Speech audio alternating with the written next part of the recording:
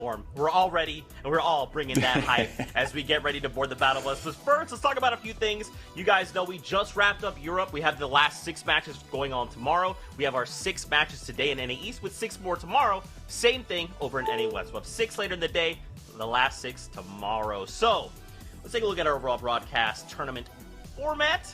That's right. I know what you're thinking. You're like, oh my gosh, Zeke, not that thing. Wait a minute. I know what this is. You do, because you're intelligent. And it's very simple, right? We're in finals. But Vivid, specifically, what is so incredible about finals? Finals. What is so incredible about finals? This is the end. This is where we figure out who is the best of the season. So how do we get these 33 trios that are competing today? Well, if you guys will remember, the last FNCS in Chapter 2 Season 5, whoever got 1st through 3rd in that FNCS finals automatically qualified for this finals. We have those 3 trios. Then, in the qualifying weeks, 1, 2, and 3, whoever got top 3 also automatically advanced to finals, so we have 9 trios from those weeks. Then we had our semifinals. We had 3 heats, and in each heat, top 6 qualified you for finals. So we have 18 trios from our semifinals there. And then we had the infamous Reboot round.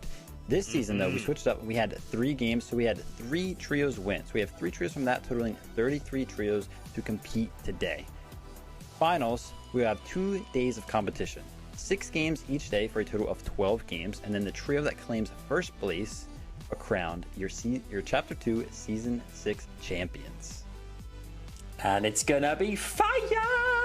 This is the points is what it's all about, guys. I mean, it comes down to points, doesn't it? The points dictate who wins the Axis Champions. You can see the bottom of your screen, guys, at home. Eliminations, 2 points. Every single elimination counts for 2 points, and we've seen this is such a massive game changer when it comes to tallying up those final scores on the leaderboard as well. You can see placement is obviously, of course, huge as well. 24th place onwards, you get points, obviously allocated for your position. 5 points between 18th and 24th. You cast your eyes to the left-hand side of the screen, you see 6th position into the 20-point region up the board. First position, Victory Royales were 30 points. Standings are so integral as are eliminations. You combine the two, the perfect concoction for what determines who is going to be our victors. Cannot wait to see what happens. And those points will absolutely make or break trios going into finals. However, we cannot forget there is prize money on the line. And for a deeper dive on a breakdown specifically in NA East, here it is. That is right. $150,000 to the trio that walks away in the #1 spot. But don't forget, they also take home the Axe of Champions. They can look to defend going into the following FNCS. Now we can, of course, take a look at your screen here. All right, let me just set the stage for you. Everybody that's gotten this far will walk away with something, which is incredible to see. So teams will be battling it out, trying to place as high up on that leaderboard as possible, because this is life-changing amount of money that we're looking at. But let's take a little bit of a step back, okay? We saw those 7 regions breakdown.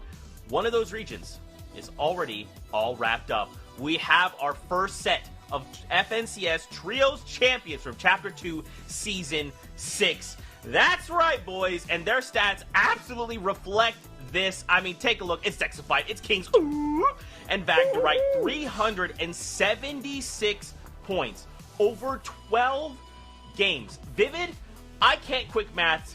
You can, but that number is real big, which feels kind of incredible. Yeah, 376 points is a lot. 2 Victory Royales right there and 71 eliminations. I always love looking at Middle East teams because whoever is placing at the top of these leaderboards has a plethora of eliminations. They love that aggressive playstyle, and it shows because when they win and when they get that first place slot, they have so many elims.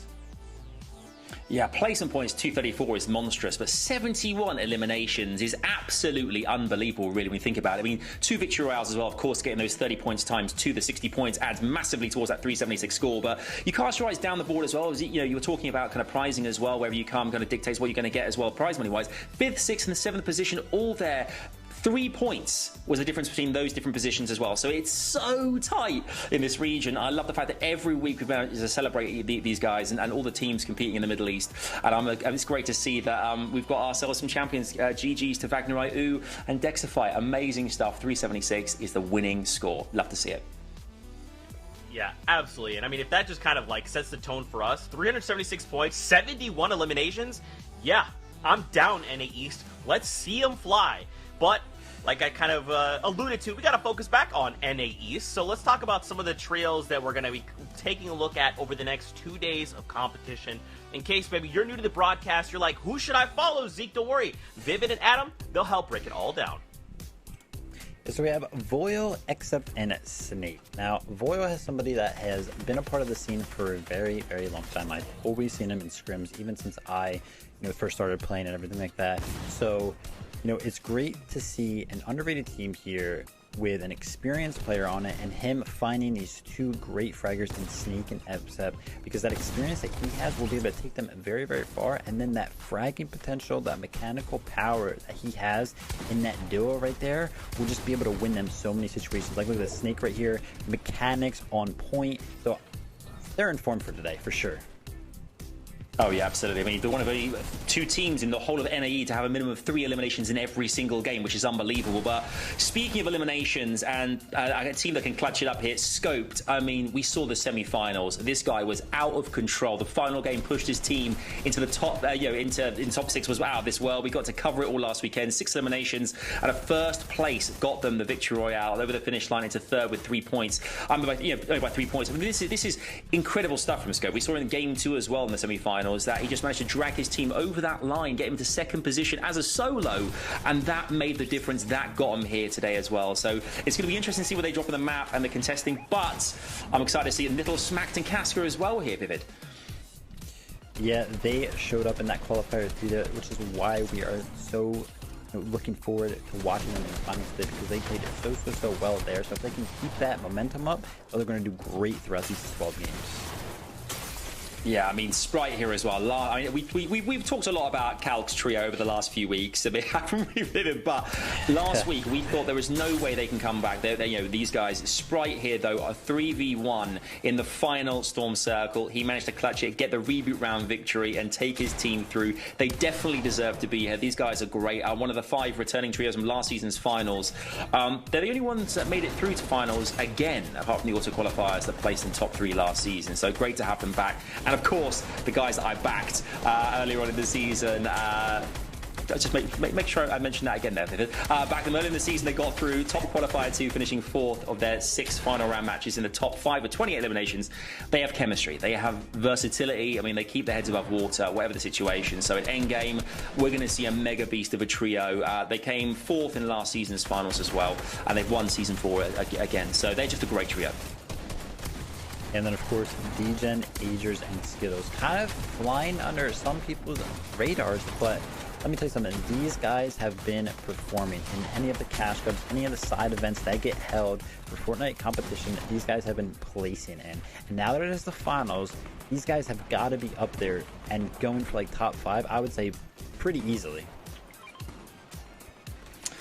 Indeed, they are a great team. They've done so many great things recently, and I think Aegis and Degen also recently won DreamHack Open as well, duo. So they even though we know that they can deliver the goods, is what I'm trying to say, when they need to. But look at the map here as well. I mean, this is exciting. Let's have a quick look at this, Vivid, because I know we've got a lot of stuff to say about this, particularly POIs, where people are landing. Yeah, I love getting the opportunity here to set the stage for where these trios are going to be landing. So one that I wanted to look at first here was Craggy Cliffs, because that is a returning trio from past FNCS. It is Bucky, Kanata, and Macwood. Now Macwood, a previous FNCS champion, he's got the experience, and he's got these 2 great players on his trio now, and these guys are looking really, really good. Craggy Cliffs, a little bit of a northern spot, but it gives you 100 shield per person because of the barrels that are there, so it's really, really good. If they can figure out the storm surge situation though, since they are on the edge of the map, they're going to do great in every single one of these games. They are. I mean, take a look down as well towards Misty Meadows, because this is exactly where we're going to find Centered, Edgy, and Commandment dropping. This is their POI. As far as we know thus far, Misty's a great place to go. I mean, there's tons of options when it comes to rotations. You've got water there. You can fish very easily, get your slurp fish, get your kind of shields, what you need to do as well. You've also got tons of different routes around it and to get yourself out of trouble. They're uncontested as far as we know, but slightly down to the left of them in this kind of area here, we talked about them a minute ago, Cease, Scoped, and Tragics as well. Whether or not they're going to get a chance to get out of there with a team like this caliber there right next to them, Misty, who knows, but it's going to be very exciting to watch it unfold. Yeah, and then of course our reigning FNCS champions over here at Slurpy Swamp, Jack, Acorn, and Slacks. Man, they're back, right? We haven't seen them in a while because they had the auto quad finals, but that's our champions, and that's who I'm really, really excited to see, because at Slurpy Swamp, they've been landing for so long. They know their rotates inside and out, and they know their Storm Surge Saturdays like nobody else. So they're coming in, even though they haven't played a lot of FNCS, I'm sure that they are very, very prepared. Yeah, and That's Retail kind of Rose one to look out for as well. A great contestment. Well, sorry. I would say Beef and Little, their duos, they're going head to head. Retail's going to be one to watch, guys, so make sure to do that as well. I was just going to say, man, we saw a similar situation in EU, right? It was like there's just all these hotspots across the map that these trios, like, sometimes are going completely uncontested, right? Because these trios from last season, nobody wants to go near them, right? They'd rather just kind of be toward the center of the map or just straight up shift their POIs because they're like, I don't know. I haven't been able to see these guys operate, so I'm not really willing to risk our FNCS and go against them, because as we saw in EU, those trios that we haven't seen all season, they are still in their prime. They're showing up and they're absolutely shutting down other trios and picking up victory royales and eliminations left and right. Now, gentlemen, as we kind of prepare to board this battle bus, we got to kind of keep talking about these trios, which ones we think could win it all. That's right. It's time for predictions. Which of these trios we think will walk away new FNCS trios champions? Now, okay, Vivid. MDF, Bucky, Kanata, Macwood. He's already kind of, you guys have touched on these guys just a little bit, and to kind of add more to that, they ended 13th in day 1 of last season. And then in day 2, they came back so strong and finished in 3rd place. And they picked up most of their elims kind of in those last 4 games. So how do you think they'll operate coming into this season? You know, having a rough first day and then coming back and securing a top 3 position is something that is really, really hard to do because of that mental, fortitude that you must have. But knowing that they pretty much have that mental fortitude, I would say that they're going to come back even stronger this season and probably place really well in both days. However, somebody that I think is going to place even better than them is Scented, Edgy, and Commandment. The low ground kings, the people that own the low ground, they've been so consistent. They get top 5 like almost every single game, even in finals games. Like, their consistency is unmatched, and that's why I got to go ahead and predict them. Yeah, Aussie here, Slacks, Acorn, and Jack. We know they're FNCS champions. These guys can absolutely go the distance. They are an incredible trio. As Vivian mentioned, Slurpy Swamp is all theirs for the taking. It's that huge kind of area around there. They can go left, right, front and back. Anything they want to do in terms of rotations, they can easily do that, and they have that quality. Of course, we know that. I mean, that's what that makes them an FNCS champion. So I completely see what Aussie's coming from there. I personally had to go for my boys, Reverse, Miro, and Day. They're completely uncontested in Dirty Docks right now with their ex-FNCS champions. Again, a quality trio. The great thing about this entire FNCS finals is there are so many teams you could choose that could be in the top 5, the top 10, that it's so stacked. So anything is possible, and that's why every single game we're all going to be jumping out of our seats, excited to see the leaderboard change, because trust me, it is going to change every single game. Oh man, the hype is here, boys. Now we've got a few more minutes before we go, so I want to actually pick your brain, Vivid. You have been on the stage of the World Cup, all right? So you are no stranger to what going into a finals looks like. What are these players thinking, right? So kind of to think about this as a viewer, you've got 2 days of action. You've got 6 games today, 6 games tomorrow. What is the plan? Like, do you think some trios are coming in and say, look, we just have to hit hard on day number 1 and then just keep that momentum day number 2? Like, what does that kind of look like for trios coming into the competition? Being a veteran myself, somebody who had a lot of competition experience, I can speak for those who have a lot of experience in the game, like Bucky, Macwood, Kanata, that trio. They're coming in, they're probably smooth sailing, they're probably all, relaxed. They did their regimen, whatever they do in the morning, wake up, maybe they take a cold shower, maybe they take a hot shower, and they went ahead through that routine, they warmed up and everything like that, and they're feeling fine. However, There's new guys, there's people who aren't typically in the finals. I was one of them at once as well. And let me tell you something, it was a very long time before my nerves went away before every single competition. I believe actually World Cup was the first one where I didn't have nerves, surprisingly enough. And those nerves can be pretty impactful because there has to be a turning point at some point during this 12-game series where you are no longer nervous, so that way you can actually perform. So usually for me, it was like after the first game, I was locked in. So maybe I would throw away a game, or maybe I would even do well in that game that I was nervous. But these guys gotta find some ground to stand on and not be nervous to the point where it impacts their gameplay. If they're nervous and they're still playing well, then heck it, be nervous, you know what I mean? But They got to make sure that they're focused and playing well, because this is the finals. This is where you got to show up and prove yourself. Oh my goodness, the mind, dude. Love it, right? That's what I'm talking about. But you know what else I love? It is game time. I love the bus driver who's giving me the word. It is time to go. We're starting the competition off here in NAE, and who better to bring us the action than Monster D-Base and Aussie Antics. Gentlemen, say hello. Thank you guys so very much for bringing it on over to us. The games are just about to get here. We have a lot to talk about, Aussie. And watching and running through those predictions, obviously, we've got a small taste of what these lobbies have to offer. There's a lot more here. There's a lot more here. I mean, it's so hard to pick, right? You and me were already saying, like, can we pick 4, 5 teams? We have both ex-FNCS champions here. We have the double second place with Sent Edgy Commandment. We got some big names, but there's also some big names that have jumped up in the last few weeks as well, Monster. We're talking about the faces we haven't seen, but let's talk about some of the ones we have. I mean, Gabe Tahi, Sprite are coming in the hottest fashion I think you could possibly come into a finals. They've played one single game this season with their drop uncontested, and they win the reboot round in spectacular fashion. I mean, there's some other names in this topic. Yeah, definitely. Teams like Sap, Stretch, Avery, right? That's another powerhouse squad. They come through, they qualify, they make it look easy. So many teams that pull through, obviously through the reboot round, the weak qualifier to qualifier. Most notably, Teo, Chimp, Tabne, a team that was on the rise in the last season, put them on a big stage and then qual the first opportunity the first week. Again, shutting down the people that are, I guess, doubting these new players, the new potential that's coming in. And those are some of the teams I want to talk about. DGen, Agers, and Skittles. Like, how could we pick a prediction list and still leave out so many phenomenal teams? That is, again, just to give everyone a little idea of the caliber of player. There's no perfect choice here, Aussie, because there's so many good ones. There's no perfect choice here as well, and obviously we had a bit of the map breakdown there as well. NA East is playing out in pretty decent NA East fashion. A lot of these big teams are uncontested, which makes it even harder to kind of figure out who's going to have the advantage, because it could go any way. But we also have a few wild cards in the mix. There's a lot of teams still here that are ready to perform. We have Aspect, Kaz, and Who Fishy, and they have uncontested Pleasant. That is a massive, massive sleeper pick. And Viva was talking about in the pre-show, right? Like some of those veterans. I mean, we've got Aspect, who's been around since the skirmish days. That is literally day one. You know, Kaz has made it to every single FNCS finals. The fact that you can make every single FNCS finals and still not make it on some of these lists, it's not disrespect to them. It again just shows, like Monster said, the caliber of players we're dealing with today. And this is going to be an interesting one. We haven't seen these new faces perform for a little bit. Jack Slacks, Acorn, Scented Edgy Commandment, Reverse 2K, Day and Mirror. Yes, they're on another level. They're top tier, but they've been sitting back and watching for a few weeks. Is that going to kind of, you know, affect their performance here today?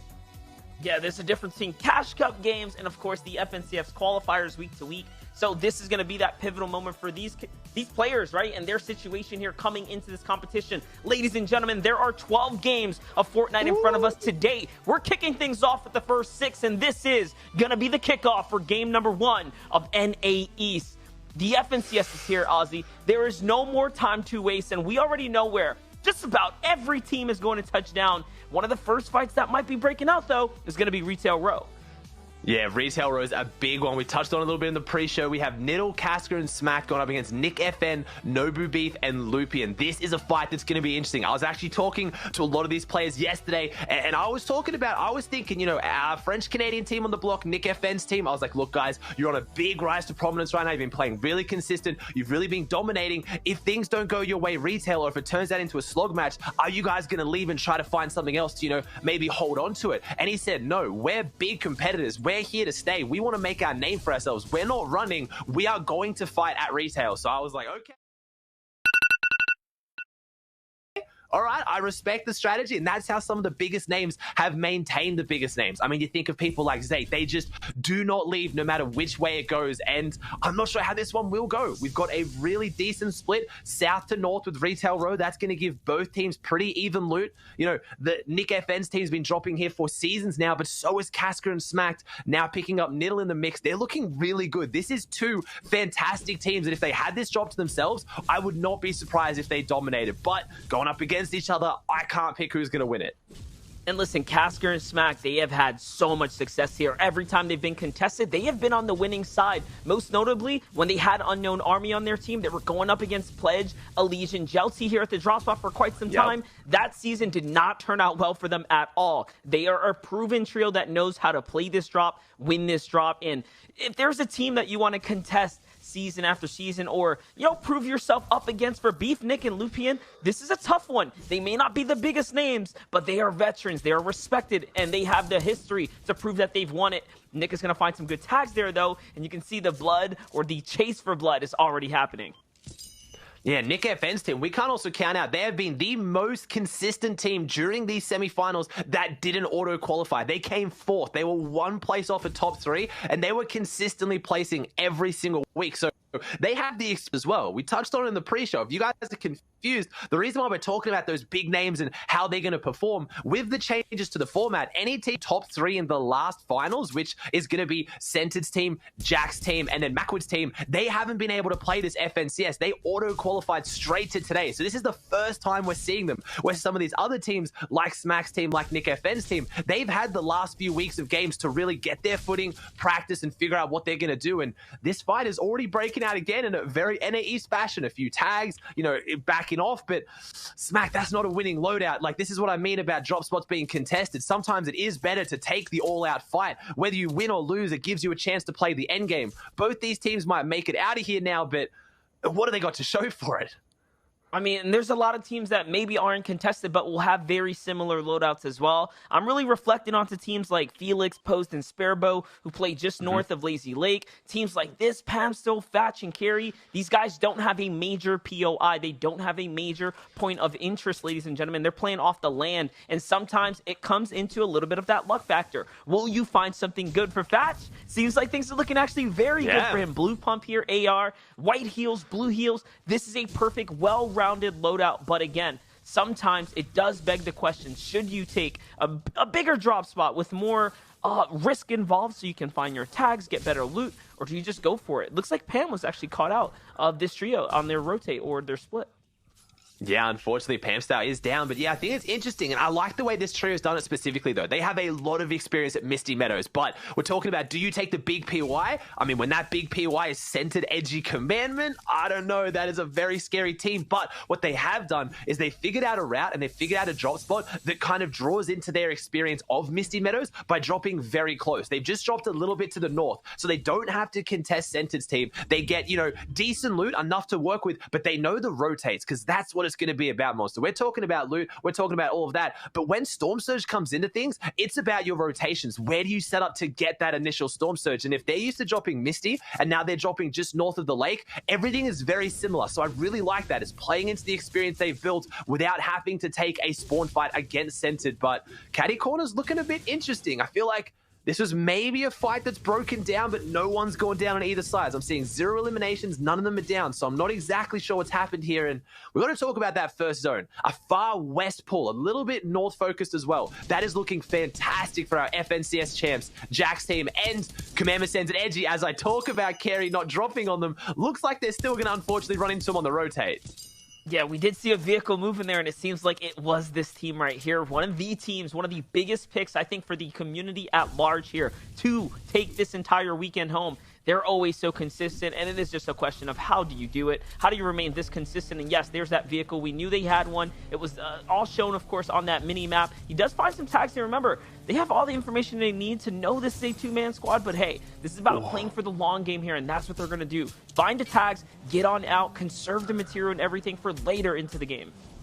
They're looking fantastic for a big game one. 8 peppers. Now, remember, this team drops Misty Meadows. It has a few nom crates, but it does not normally have enough to give you 8 peppers. They have gotten very, very lucky here to start. And Monster, I want to answer that question. How do you do it? How do you stay so consistent? Incredibly hard work. Centered is the definition of hard work. He doesn't just play the game and put the time into the game. He does the boring things that other pros aren't willing to do. He does the aim training. He does the VOD reviews. He works with coaches. He's that player who's just, no matter how much he performs, drops the ego and looks to always improve. I cannot, say enough good things about Centered's work ethic. It really is on another level, but they've got 2 back-to-back second places. That makes them the most consistent team in NA East, but I know he's hungry for that win, and they do deserve it. I didn't pick them here today. I picked them last FNCS, but I would not be surprised to see them take it away. It's just they have been working so hard, but we'll see if they can put it all together. Game 1's looking fantastic for them, though. Yeah, and I just want to give a shout out to Macwood, who finds Tabs G in the feed there. That's a part of that Colazo Ved trio. Remember, they're being contested at Risky Reels up against DeQuented, Zemo, and Tetro, both of which I don't think we saw go down either. So these are the trios right here. This is the clash. It's like a melting pot of sorts. The Colossal area is all of a sudden really just a place you got to keep an eye out on, and you can see they rotate right into the new zone and they land at the Bony Burb. So now all of a sudden, again, all these teams that are just landing here that didn't have to move, they have these others, I'd say teams that are probably on the run from their contested draw spots now clashing on top of one another. I've actually got a prediction here, Monster, and I could be wrong on this one. I'm seeing very good loot from Zemo, DeQuented, and Tetro. And if they went up against Colazo at Risky Reels, I don't think they'd have this loadout. And if Colazo's team has gone down to Macwoods, who we know makes a very aggressive push to Flopper Island, I think Colazo's changed strategies. I could be wrong. Those viewers at home, I'm not putting everything on the line on this one, but Colazo's team last week, week 3 of the qualifiers, they switched it up. They left their usual drop spot and went to the Flopper Island near Craggy Cliffs. They found success. They just clutched up the 6th place qualification. And unfortunately for them, one of their bigger issues, or one of their bigger, kind of saving graces last week, was they didn't have to go up against Macwood at Craggy Cliffs, because that team always aggressively pushes Flopper Island. Might not have happened that way, but that's just my prediction and feeling as of right now. I know Colazo wants to have a good finals. He doesn't like going into spawn fights, but we'll have to see. Maybe game number 2 we'll get some eyes on it and see what happened. But either way, DeQuente's team has come out on top, whatever's happened. Yeah, and listen, we're several minutes into the competition now, Ozzy, and we're only 1 man down. That is going to be Tabs G, so it's just the pacing. Man. Game 1, FNCS, pressure's on, right? It's who has the cool to keep the temperature down right now, because honestly, it's only going to get tougher from here, as now the rotate's going to come through. This even fighting the little dinosaur here, it's going to cause attention, it's going to grab in attention, and the teams that are rotating nearby, you never really know, so every interaction can drastically change your position in the tournament. You can see Tetra there looking for the shots. We talked about the attention, and now they have their eyes on them, and Tetra didn't realize they were so close. And that's what I mean. Little interactions like that, noise, information, pro players take advantage of. And of course, it is the absolute competitive veterans, Dubs Mega, now paired with Rokane. And I think that was a bush play. They were waiting in the bush. You said it, Monster. The shots came out on the dinosaur, that flag that they knew someone was coming by very soon. And they're not going to engage on. They're not going to push it despite getting Zemo very low, because Dubs and Mega look like they're pretty good right now. They get their Storm Surge tags. They're going to be very, very happy. So good play by them. And now, unfortunately, they've got this team pinched here. They're on one side, as you see Macwood, Kanata, and Bucky rotating in. And this is going to be the story of their tournament. Can they get a few zones? They're a fantastic team. They play so well with fast south zones. Last finals, we did see a favoring to the south zones out of Craggy Cliffs. It's a tough one. But they're looking good, and they didn't actually get the finish onto Tabs G's team, so they only got the Storm Surge. That means we haven't really lost anyone yet so far through fights, and they've got a good loadout for it, Monster. I was trying to say, though, the brothers collide there. Sticks on who? Fishy, both on Team Optimal Ambition. They actually took one another out there. I believe Sticks is the one who finds who Fishy. Just again, it's one of those things, man. There's no love lost here on a competitive stage. At the end of the day, these kind of engagements are going to happen. The clashes are going to go down, and you just got to take it on the chin and hopefully bounce back. I don't see a team wipe, though. Again, these are all just trios changing shots with one another. You can see everyone's just trying to maintain the Storm Surge here in hopes that they are above. For Bucky, Macwood, and Kanata, I mean, we know they've gotten a knock so far, but what more have they gotten, right? They are, again, might be below. Let it kind of sit in there and update. There it is. It's going to go ahead and sit them right above. We thought they would be above because of those tags. These guys are very, very precise. Good marksmanship on the team. Kanata now leading to rotate out. It's Tahi and Gabe who are holding them down here with Sprite. And it seems like, again, that's another team that we need to look out for. Zone's favoring them. And that's a tough rotate there as well. You would have thought, okay, I'm getting into the woods. I'm going to have that cover. We'll late rotate. We'll use the trees. And you show up and they've all burnt down. That's the way the trees work in the woods. They're all connected. If you set one alight, they're all going down and then all the cover is gone. That is a definite deliberate play by one of those teams that's already set up, like Gabe Tahi's Sprite, to open up those sight lines to get their Storm Surge tag. There is no way that is a coincidence. All it takes is one gas can or one jar of Fireflies, and that is it. As Bucky, Kanata, and Makwood, they make the rotate. Again, you talked about their surge. They're looking all right. And with 8 minis on Bucky, they can take some tags. If they take some damage tags while rotating, they've got the utility. They just need to make sure they don't go down for it, because this is about to be a very, very congested edge. You get a pretty decent west favoring first zone, but then a pretty fast south pull. Everyone's going to be on this edge. This is the edge where everyone will be. And if you go down now, the third parties are going to be relentless. They will not let you get the pickup as Blake goes down to Dusky. And this is an interesting decision for Bucky, Kanata, and Makwood to make here. They actually need the material pretty desperately. There's no trees out there. We talked about how it's kind of affected the game already. Bucky's going to really eat in. No, it's all that stinker spray there. It does end up catching him. Of course, you have to consider, right, the stress of things that are going down here. It can be hard to perform sometimes. But, okay, it looks like Kanata and Makwood are going to get the save here, though. Is Kanata not down as well? I don't know. Okay, Bucky is definitely down here, and that was a full... It was. Kanata and Bucky both went down. 2 Storm and a Stink combined there. So again, whoever that was a great play by them. Bucky, Makwood, Kanata have a really, really difficult rotate to make, and they've got Miro's team ahead of them. You know we have a stacked competition when we have hardly been talking about the ex-FNCS champions as well, who... put a bit of a target on their back. I'm sure we'll get a chance to talk about that monster, which will be interesting, but I don't know if Makwood, Kanata, and Bucky are making out of this monster. Your pick right now, they've got the med kits, they've got the meds, but there's a lot of teams in front of them, and they are not in a good spot.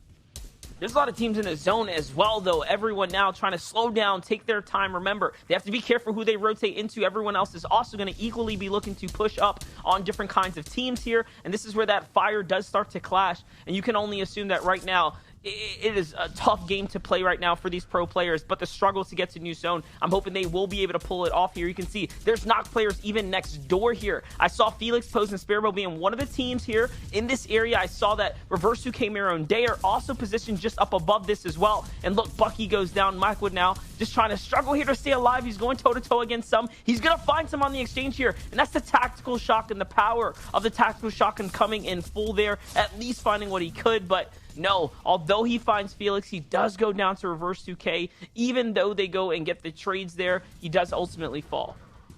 He does ultimately fall, and that's a really congested edge here. I mean, I have to go back now as well. I'm not entirely sure if that was a stinker only that took down Bucky there, so I'll give him a bit of credit. I'm not sure what happened there on that rotate, but things looking very, very rough for one of the favorites here today. Illis Blake already down Furious as a solo. He's got a high ground position. He's got a Pepper, which honestly is one of the best things you can have in your inventory right now as a solo. I hope he's got his Storm Surge on the board, because as a solo in trios right now with this many players alive, it is going to be rough. NA East played out as NA East always does. Started off real slow, real careful. No one wanted to make that big move or that big bang, but DJ Age's Skittles out of the Orchard from the far north zone have rotated really well, and I'm looking right now, it looks like we have lost Nobu Beef, Lupian, and Nick F, and them rotating out of retail without fighting didn't yield them anything, so I'm expecting game 2, they're probably going to play a bit more aggressive. I don't think they're happy with how that game 1 went. They don't want to leave this one to no fight. I think take the fight and see what you get.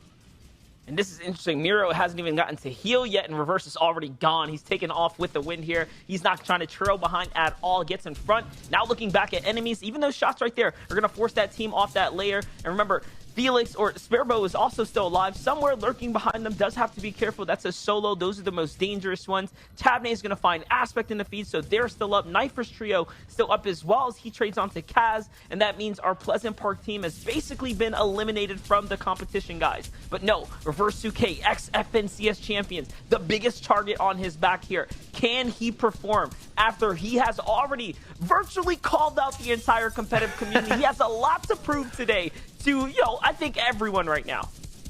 Yeah, Reverse 2K has been around for the longest time. A player who has been disrespected a little bit by the community, not really having his achievements taken into credit. And unfortunately, he's going to go down there. It's at the hands of the elite trio NAW, and they get a big tag on him. Miro and nearby as well. This is looking very, very rough. One team that I'm excited to see how they're doing here in this zone, though. I'm excited to see how Scoped, Cease, and Tragics are going to fare with this one. They've changed their drop spot. They go on the Flush Factory and the Hydro Dam. This zone plays very, very much into their favor, and they're a team that's been jumping up a lot recently on the back of some insane performances by Scopes. I wonder how they're going to be able to play out game one. Are they set up to poise to take the win? Because when they get a zone that favors them as a far, far south drop, they need to take it. So does Jack, Slacks, and Acorn. Scented Edgy Commandment. These are the big names where right now, coming out of Slurpee, they're looking fantastic. Again, we've got the infantry rifle on Edgy right now. He's got the AR as well for a bit of a follow-up. The meta right now is it's very aim intense. If you're going to run an infantry rifle and a pump, you cannot miss a single shot. A lot of players opting to run that AR as well, just in case for some spray. They got 0 eliminations on the board, but they're looking really good on this rotate. And if you look at the map, they put themselves in a fantastic position, Monster. There is no one around them. If they get half-half, they're looking so good here.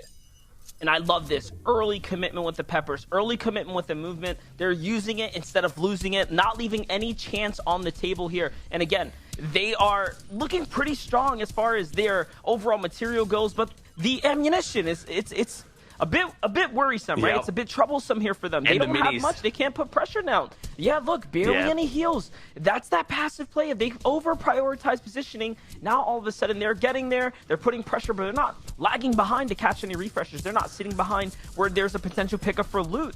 And they're only a couple tags above the Surge. Even there, they just found the knock. Edgy just found the knock, but he's probably not going to be able to pick up Voyu's loot.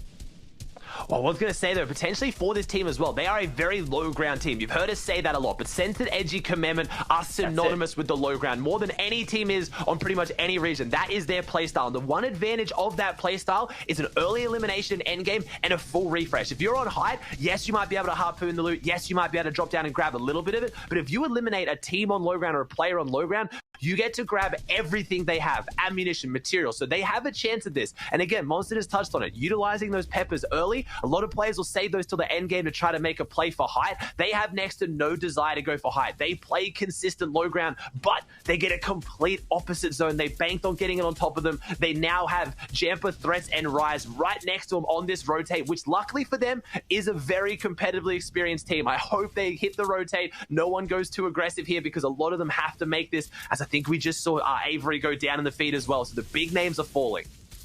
Yeah, and that was to the hands of Tahi there too. So Tahi already had 3 eliminations, just finding little by little, chipping away at the competition here, chipping away at that solid block of ice, if you will, because this is one cold lobby here. Scented, Edgy, and Commandment do manage to get in front, though. They're rotating right alongside Sprite, Gabby, and Gabe and Tahi. My gosh, English is so hard right now. So I'm just trying to read and soak in all of these players that are coming through. That's a good one. I like that one. We've created a few ones over the years. It's always undelivered. We'll run with them a little bit. As Dom, Dusky, and Spade, a team we have not talked about at all so far, is in a big power position as well. This team, Dusky and Dom, obviously playing with Azervo last season. They've now dropped, picked up Spade, and both teams having great success. But Dusky, Dom, Spade looking so good on this position right now. Look at the loadout. It is night and day between the other teams we saw, like Scented, Edgy, Commandment. But someone's making a play for that opposite height on half-half, and they actually pull it over them. I'm not sure who that is, but that is an aggressive high play. I'm looking at your Jack, Slacks, Acorn of someone of that caliber on that level. No, it's Avery, Saf, and Stretch. When I see an aggressive high ground, how could I not instantly think of Saf and Stretch? They paired with Avery now. One of them got knocked, and they're still making the play for height, but I think they might be losing this one, but this is a team that will not give it up. They will sit on second height if they can. They're trying to take height right now, and Avery does not even have shield. That is the way they play, and they pulled zone as Sprite takes down Slacks. Everything's breaking down, Monster. Yeah, everything is definitely starting to go south here for a bunch of the teams. This one included. They are out of material, guys. We've only seen the pitch from Avery here, but it is not looking too hot. Stretch, Saf, they have a reputation for taking home these first game victory royales, though. Early in the competition is usually where they really steam up their points. It's really where they start to position themselves up. When you look at the lobby from that wide shot, they are the only team even thinking about playing a mid-ground / height hold right here that wasn't given the half in, half out, right? Everyone else is down on the low ground. Everyone else is content with making it to the new zone, but not this team. This team wants to win. and Dusky takes down Shades. This is looking so good if you're a Dusky, Dom, or Spade fan, because yeah, they have the high ground and no one is poised to take it. Avery's team is the closest to taking it, and we're seeing Avery with 0 shield, 3 builds, and no spray weapon. Like, this is looking fantastic for the high ground team. They've only got 1 elimination though. They have the material and they're above on Surge, but we know in this finals format, eliminations are worth 2, a victory hour is worth 30. You can easily see someone jump up with the top 3 and more eliminations. So you're looking at teams like Centered Edgy Commandment that I imagine will either be going down soon or are going to start lighting up the feed down below. But this high ground is being played to perfection right now. They got 1 player at the back, making sure no one late takes it off them. There's no mobility in the game right now. If you want to get to height, you've got to build up to it. As Avery goes down, Stretch and Sap are still pushing forward. Commandment, Centered Edgy, from when we saw them last, Monster, are looking so much better. This is what they do best. They're on the low ground, boots on the ground. They are ready to take someone out, get their refresh, and push through, as I think we're going to be seeing the end of Saf, Stretch, and Avery here in game 1.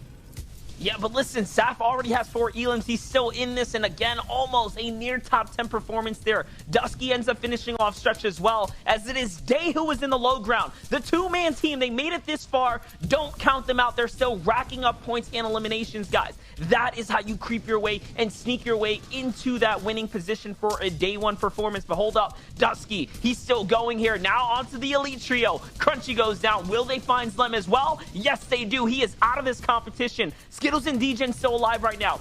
Gabe, Tahi, and Sprite, they are still up as well. And I also see Senta down low. Oh, they get dropped out. Dusty gets dropped out now. I don't know if they have the material to fight as Day is down below. You do not want to get dropped down when you've got Day down below with a big power shotgun. He has no shield. He has next to no health, but he is surging forward. 5 eliminations right now as a solo. I mean, if anyone could do it, it is Day. He's only got 8 builds, but he will get the refresh. He will find you somewhere in the mid ground. He has the builds. He goes on the outside. 75. Make that a potential 6, but no. He takes down Sprite, but Gabe and Tahi are there to back him up, and it's Mega, Dubs, and Rocade on the low ground. 4 teams, 10 players alive, and Mega goes down here. You are seeing a who's who of NA East, the best players in the world, just go in an all-out shotgun off. This is a firepower fight, and who is going to come out on top? You have to imagine it is high ground. It is high ground versus low ground. Commandment, Center, and Edgy. Monster, you coined it best. Down in the crypt, and it's Gabe and Tahi who managed to take high ground. We have seen this team play a single game this season. They got the victory out. There is no way this team is going to have a 100% win rate out of their drop uncontested. Wow. Gabe, Tahi, Spite, a 12 elimination win, Monster. Who is going to stop them at this point? Listen, they are back, and they're back with good reason here. And again, a meteoric rise, a team that was counted out, a team that had the hardest struggle as far as, you know, the performance just to get here against all odds, and they have pulled it off. Remember, guys, they were the first team to rise up out of the reboot round, and you called it, Ozzy. You called it out very early, and now they're proving it. That's why now they've taken game number 1. So that's just the start, though, for the FNCS here. That's just the start. I mean, that kind of consistency is unmatched. They've had such a storyline. Backing your own skill that much. We're not leaving. This is our drop spot. Make finals. And if we get it, we're going to win games. I mean, we'll have to see what the guys on the desk think, because what a game 1. The big names showed up, but some of them fell early. Absolutely. And this is what happens, right, when you have a who's who. 33 of the very best trios battling it out. And I gotta say, Gabe, Tahi, Sprite. I mean, we saw Sprite do the craziest thing we had seen just weeks ago, and now, once again, like these guys are saying, to start game 1, to get a victory royale and 10 eliminations, okay? To hit double-digit elims right now, Vivid, especially when the competition is this intense, that in itself is a statement by itself. But then to pair that with the victory royale, I don't know. I'm a little worried about everybody else in the lobby. Yeah, I love the storyline there. As Aussie was saying, the first time they've been uncontested, they come out victory royales both times. This is a trio to look out for, and hopefully they keep playing like that. It really is. I mean, as you said, Zeke, the hype was so crazy last week in Reboot Round, and to see these guys going all the way as well, and finding a way to win this one again. Incredible to see. I mean, they drop at Sweaty Sands. That's where they're renowned for, and to this particular rotation and with this stacked lobby, they've done the business in game 1. Absolutely. Let's take a look at some of the early game coming out of just game 1, because Vivid and Adam, they'd want to break down some stuff for us. Yeah, I mean, we're looking at right now at the center of the map here, and it's all about, for me, when it comes down to game in particular, we talk about drop zones a lot, and whether you're going to be contested or uncontested. Now, NAE, what's surprising about the finals here is the majority of teams, it's a really sporadic map. Everyone's very kind of like placed here, there, and everywhere. There's not many contested sites, but the center of the map is pivotal. I think this is exactly where a lot of our teams are rotating out from. We saw there, obviously, we mentioned the Sweaty Sands for Gabe, Tahi, and Sprite, but there's other kind of contested areas. The likes of Stealthy Stronghold, the likes of, we could try Retail Row as well. But that middle of the map, Vivid, that is where things are getting mighty saucy indeed. Yeah, the middle of the map plays a huge part in the way the entire game plays out. If the middle of the map is contested, basically what ended up happening is that those teams get held up, fighting for that loot, that same loot, and they basically don't have an impact on anybody that rotates past them. But as you can see here, there's actually a lot of uncontested area in the center of the map here. So basically what that ends up doing, and like you saw at the Spire, Nosh's trio was uncontested, and that's a huge thing to take into account, because that essentially leaves that team go to the top of that spire and just sit there the entire game, right? So all these teams on the edge, if that zone pulls to the south, every single team at the north side of the map has to cross past that middle line of the map. And usually, the middle of the map being all these waterways and everything is a huge source of those rotations. So the team being there uncontested basically allows it for them to just sit there and annoy every single team that tries to rotate by them.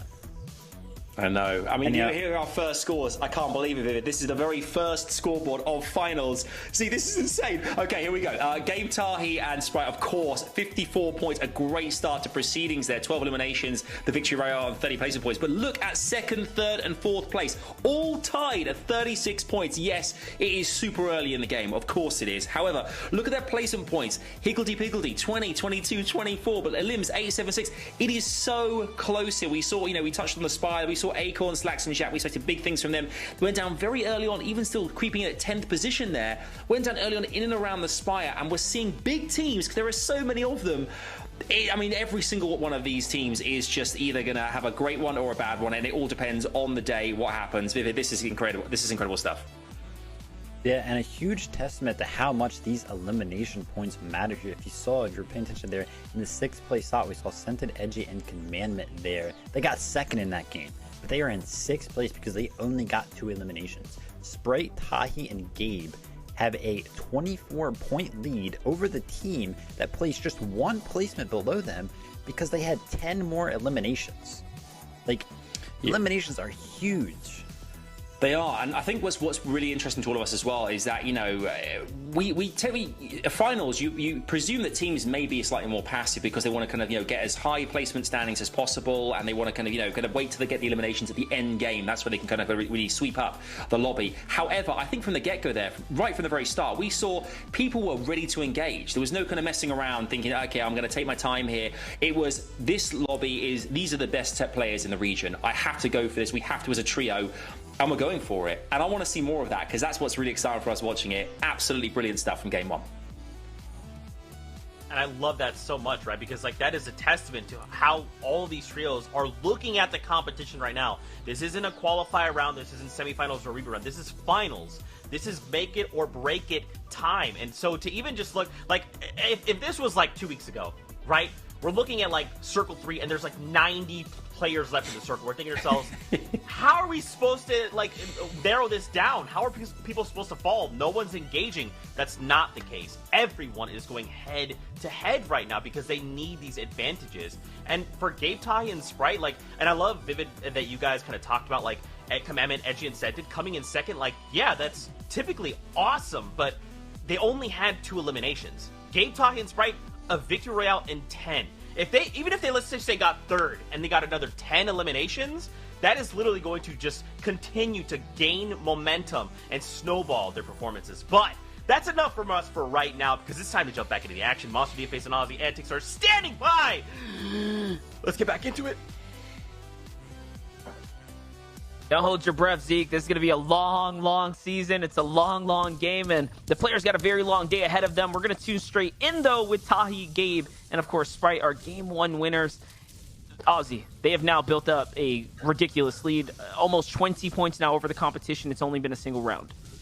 Yeah, that is impressive. When this team wins, they win with eliminations. They do it very, very big. They didn't get any zone there. That was a far south zone pool, very far from the beautiful beach, the sweaty sands. They went all the way to the swamps. They stayed mid-ground, then late took high ground. I talked about it. The only way to take height now is with builds. You can't use any mobility. We don't have shockwaves. We don't have riftigos. We don't have launch pads. If you want to get up to it, it is you and your builds. They shot it out and they took it. And that is an even more impressive sign of me as a team that is ready to perform. It's not like they got good luck. You can't try to say they got zone, they got high ground. That was a phenomenal performance and such a big statement. And that's what this team has done. They have made statements this season. A lot of people, again, when you go up against Clix, Bizzle, and Bugha, which mind you is the only team inside the top 5 from last finals that aren't here today. So you dropped on a top tier team. When you drop on them, you better be able to back it up. And that's what they've done, as it looks like Nick FN, Lupian, and Nobu Beef trying to make a bit more of a statement here. They get one elimination, and it looks like they're backing out though.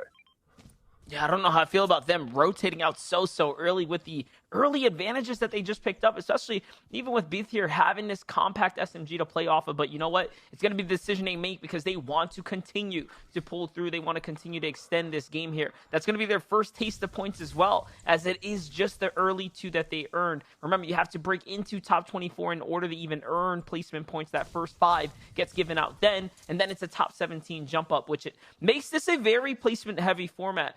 Zeke was kind of alluding to the fact that Commandment, Sense, and Edgy didn't have very much elims, but getting a second place, I think, in this format will play very, very well. It'll start to truly add up if you can continue to make these end games.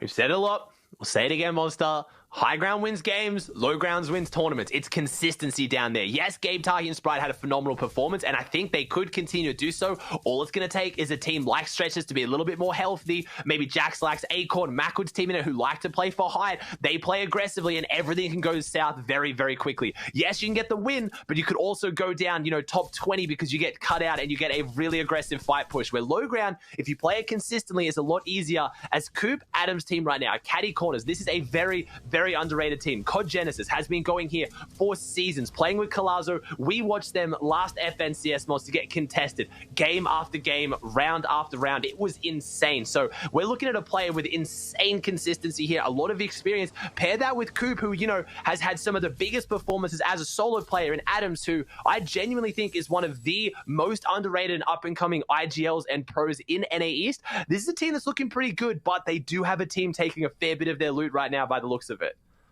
Yeah, remember last we tuned in nice and early, and there was a bit of a clash, a bit of a skirmish back and forth between the two. You saw the loot wasn't quite perfect for any of them. On the other side, though, for Slacks, Jack, and Acorn, they don't have a single player in sight. They have this entire drop spot to themselves, which is criminally underrated, not only for what you get from here as a main POI, as one of the best points of interest in the game in general, but all the fish as well. If they really had enough time and they truly wanted to play into a bit more of a power loadout in exchange for maybe positioning or early tags and engagements, there's so much more to earn from here.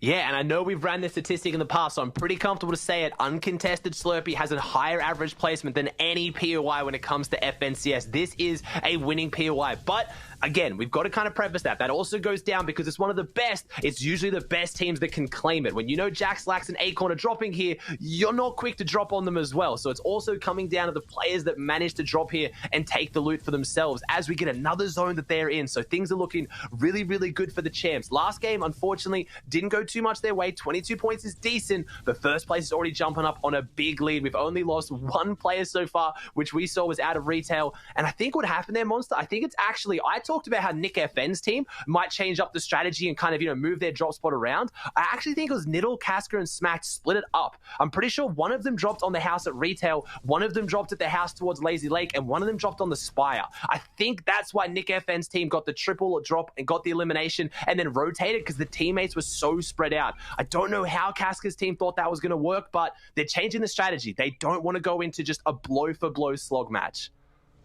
Yeah, they want to steal away as much loot as possible. If a team's willing to allow you to do it, you get a big advantage over them. You get a big advantage over the lobby in general. But if a team doesn't and they capitalize, at that point, you're putting yourself at a big risk. The same way when we tuned in with Carrie, Pam Still, and Thatch there, they were down a member off the gate there because you do those wide splits. You spreading yourself out is very, very risky, especially when a team has already kind of caught wind of the strategy or catches you when they're flying on in themselves, because the best teams, they're constantly scouting for information. They're looking all around them. They're hyper aware of who is landing where and what they have to do at that point to be the best.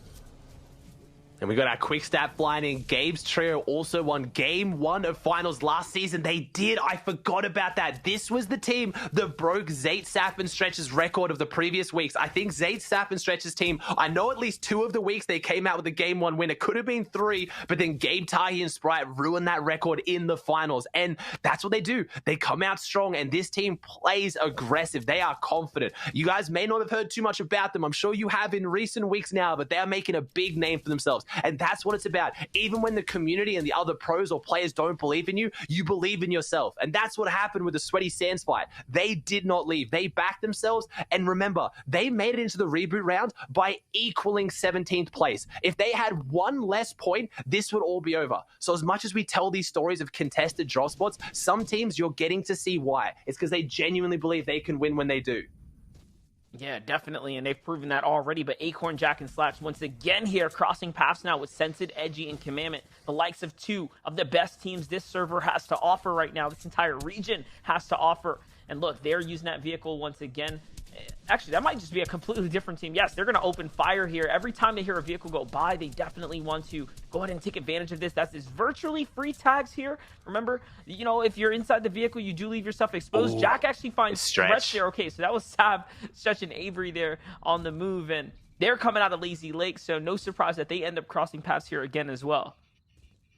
Yeah, we got to talk about consistency here because it's something I love to talk about. Not just consistency of games, consistency of teammates and practice. Acorn, Slacks, and Jack. I was fortunate enough to be able to actually interview Jack. They have been playing together, Jack and Acorn, for the longest time when no one knew who either of them were. They saw potential in each other. They didn't go for the big names. They just went for players they work well with, and they have been practicing ever since. And that is why this team dominates not just trios, but everything. Jack and Acorn in duos. I know Jack, Slacks, and Acorn also popped off in the squad tournaments we had recently.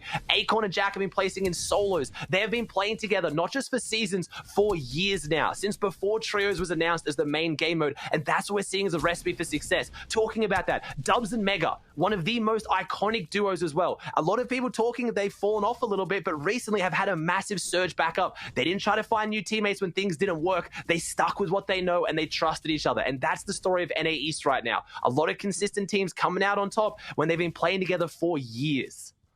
Yeah, definitely. And for Mega, Dubs, and Rokane, you just love to root for a player like Mega. Mega's been here for so long, and, he's always tried his best. And even when he's not at his best, again, he keeps his head on his shoulders, keeps his mentality high, and he just has a really awesome attitude. And that's what Mega and Dubs really bring to this table, not just as players, but again, individuals here. But now, let's see what can happen as Dubs gets a little bit of a punishment there for over-peaking up top. Boney Burb's a great drop spot. It's a bit underrated. You get a lot of loot out of here, guys. And remember, the gears, most importantly, to upgrade your weapons. And this is why they have these power pump shotguns. And for that might just be the deciding factor for this team. They're already up at the top of the standings. They're at 36 points. That is neck to neck with Dom, Dusky, and Spade there, who also have 36 points.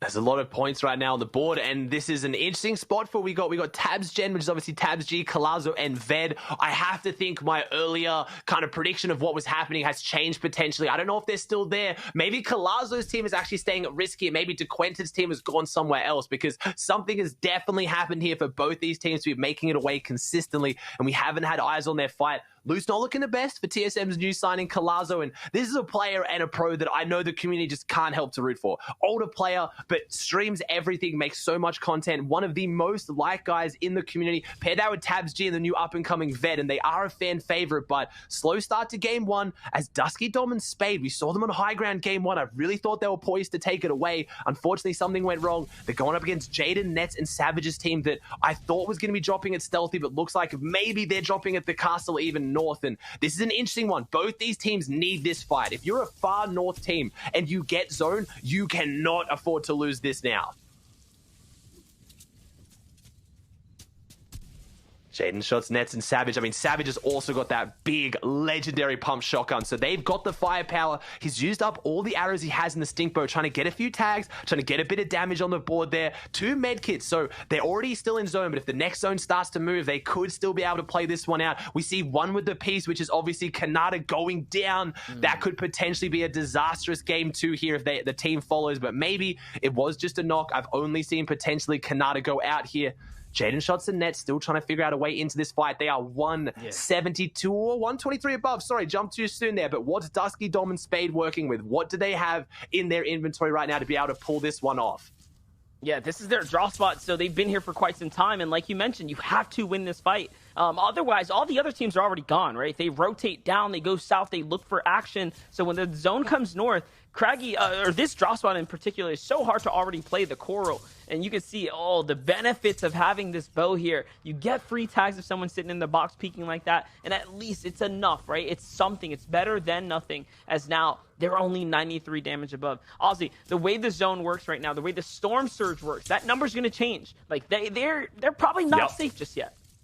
No, 91 above is not enough to rest on. And even then, yeah, you might make it through this threshold. I mean, actually, no, 23 players have to go down. EU, we saw game 1 super aggressive. Everyone came out fighting. That was obviously due to a lot of the big teams getting contested. But NA East is playing out in true NA East fashion here. We have lost no teams right now, only 3 players. If you guys at home are confused on how Storm Surge works, very simply put, it's just a threshold you need to get above. Your team cannot be the team in the lobby that's done the least amount of damage if there's too many players alive. So when this zone closes, if it's above 70, which you're seeing that right, it's 93, 23 players have to go down. If you're the team with the least amount of damage, you're going to take ticks from Storm Surge until you either get the damage and go above or you're eliminated. It's just a feature put into the game to force these teams to be a bit more aggressive, to take fights, to do what Colazo, Tabsg, and Vet have done to put themselves 500 above. You can't just get center zone and box up. Nobody wants to watch that. You've got to be active.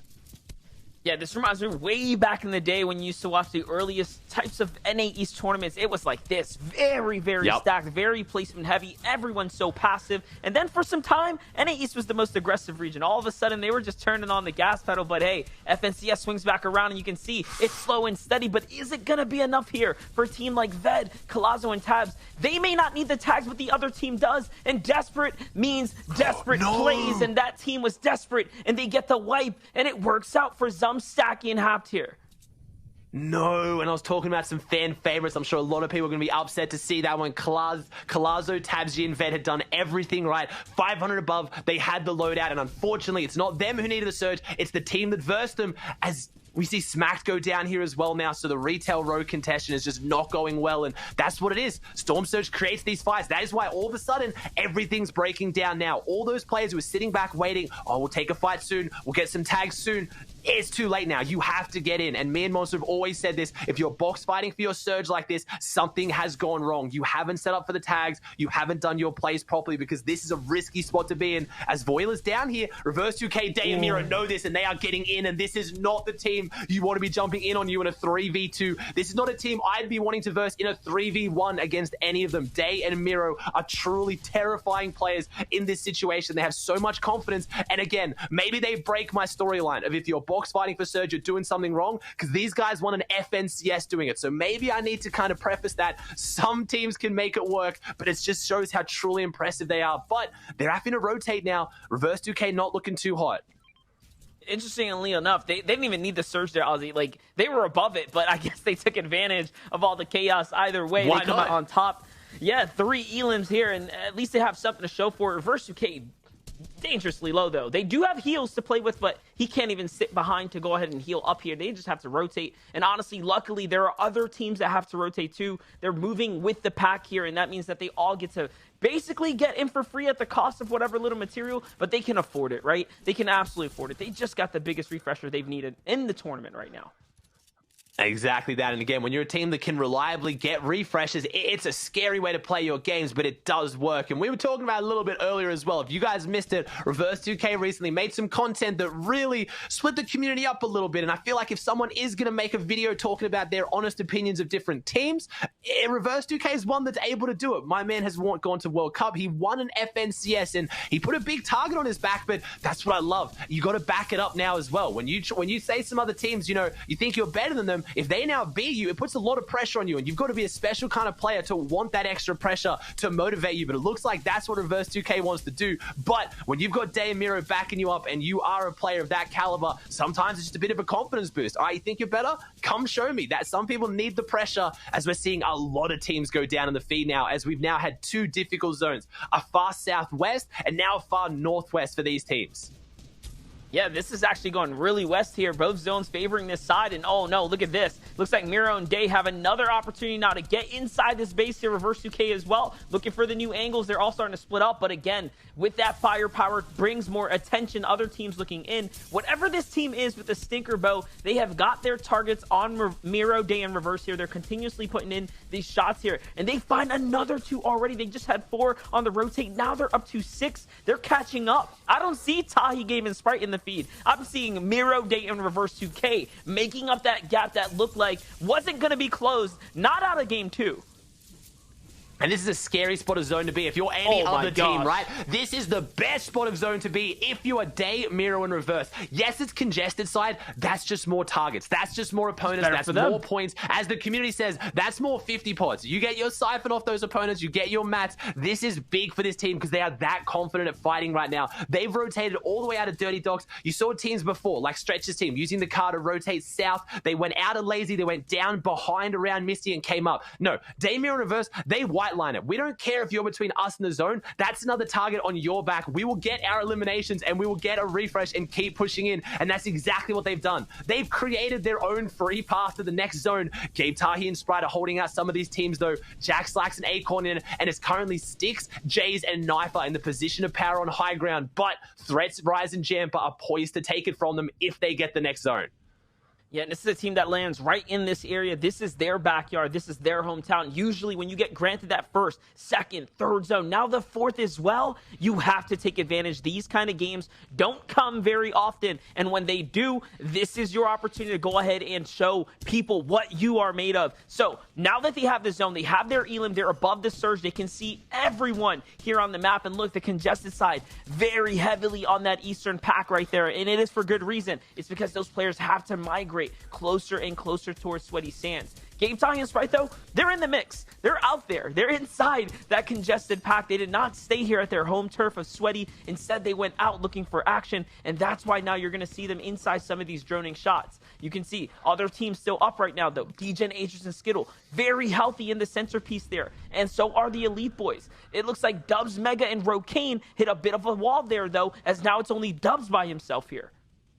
Yeah, Day, Miro, and Reverse. I'm pretty sure it was Miro or Day. One of them got a knock in the feed, and I think the elimination got capitalized on, so they've got even more points on the board, as now we see Avery building up here. I think we may have had our answer of where half-half zoned went, and we do. If you see a team build up like that, even without the map shot, we know they got it, as Tahi takes down Kaz, and this is a tough rotate now. I'm looking at that trio out in the water. I'm looking on that trio on the edge of Sweaty Sands. They banked on getting the good zone, and they didn't get it. Now they've got to rotate all the way back. Gabe, Tahi, and Sprite, they're not on the high ground just yet, but we've already seen what they can do when they late take it. But Stretch, Saf, and Avery, your kings of high ground. Game 1, they forced it a little bit early. They used their material. They didn't have the meds. They had to drop off. Can Gabe, Tahi, and Sprite potentially take high ground here from the absolute kings? The issue is half-half is not a guaranteed high ground. They're in the middle of half-half. If it pulls back towards Sweaty, if it pulls towards that Spire, there's a potential for someone else to take it from them. This is not just theirs yet, but they need to make a big play. This team plays aggressively for height. When they get it, they need wins, because like I said, high ground wins games, low ground wins tournaments. So when you get height, you need to win as Tetro falls, and that could be 3 eliminations on the board now. So they're sitting very good right now, Monster. Yeah, and that's actually going to fall into Gabe's hands there. So Avery did all that work, broke up the shields, but Gabe snaps it, snatches it up before they can actually secure it here. And you can see now already Stretch and Saf actually branching out. This is a little bit different here. They're making it wider and stronger. They're really trying to secure this high ground here. And the fact that they're going for more distance means that they are definitely trying to contest it coming into zone 6. But Jay's, Knifer, Sticks there. They want to do the same thing as well. That is why they're equally going eye to eye. They're looking the other high ground team in the face saying, hey, if it comes this way, we're fighting you for it. And that means Avery might just have to fight for it one more time. And it does go that way. But hold up. We need to pay attention, close attention here to Day, Miro, and Reverse because they're still turning up right now. They haven't stopped since we tuned in with them in zone 3. 9 eliminations on the board, 34 players alive. You got to remember, last game was a huge game from Gabe Tahi and Sprite. They got the 12 elimination win, but this team right now is only 3 eliminations behind that. They're on 63 points. They have jumped up massively in this game. They have the loadout. Can they keep pushing forward? They are a confidence team, and that's why I love to see what Reverse did recently, because it showed that he is feeling confident coming into this, as I think Day just got harpooned back. He's been harpooned by someone which is thrown off the rotate. This could throw off everything right now. He's trying to get back to him, but luckily for him, Miro's built an absolutely beautiful tarp here. I think it's Miro on the front side. Reverse and Miro often trade off the tarping. It is Miro doing a fantastic job here, showing his versatility as a player. Kind of blew up as a fragger, got most of our attention, right, Monster? But he has taken over big in more of that leadership and tarping role, which just shows how good of a player he is. They're going to keep pushing forward and jump down onto front side, but we know they're pretty soon going to run into a very big team down here, as also Gabe Tahi, Sprite are trying to run up the low ground as well.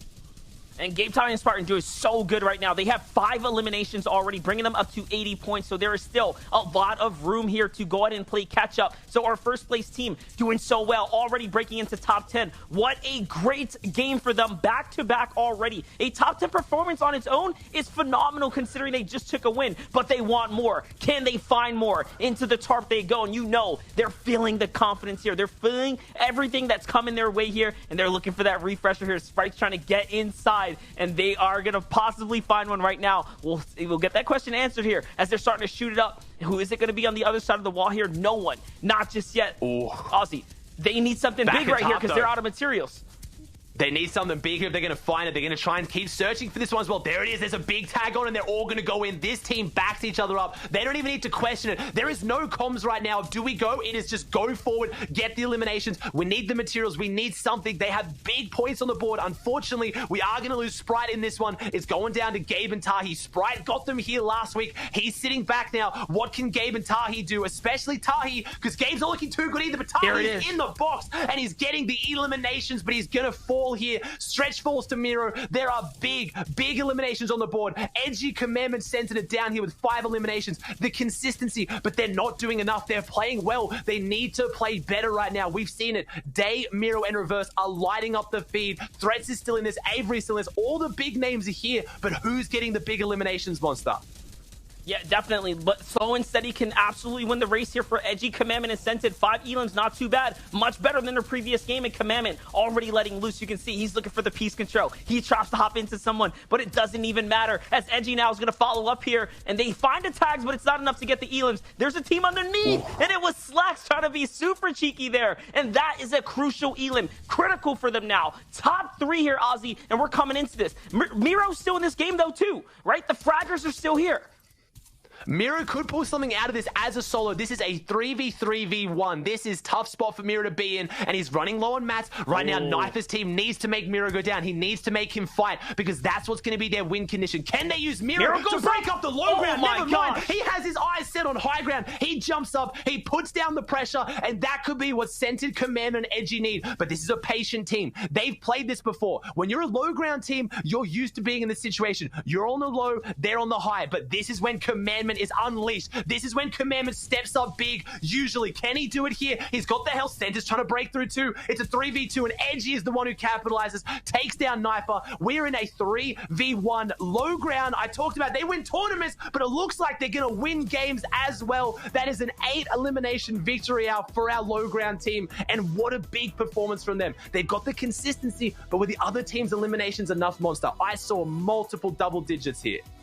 Yeah, not only that, the teams that were up at the top remained consistent. They managed to continue to find more points as well. So although they were down towards the bottom, some float up or maintained their way up. And this team here, Scented Edge and Commandment in particular, managed to jump their way up, catching up to the other teams. But still, 76 points, that's not enough, but it might just be good enough for that top 3. But for, what was it, a second place and now a first place here, just rolling on through. We're going to send it over to Zeke and the boys, though, to break down that one, because, again, we're watching that consistent come through, and it looks like Zeke's question was answered.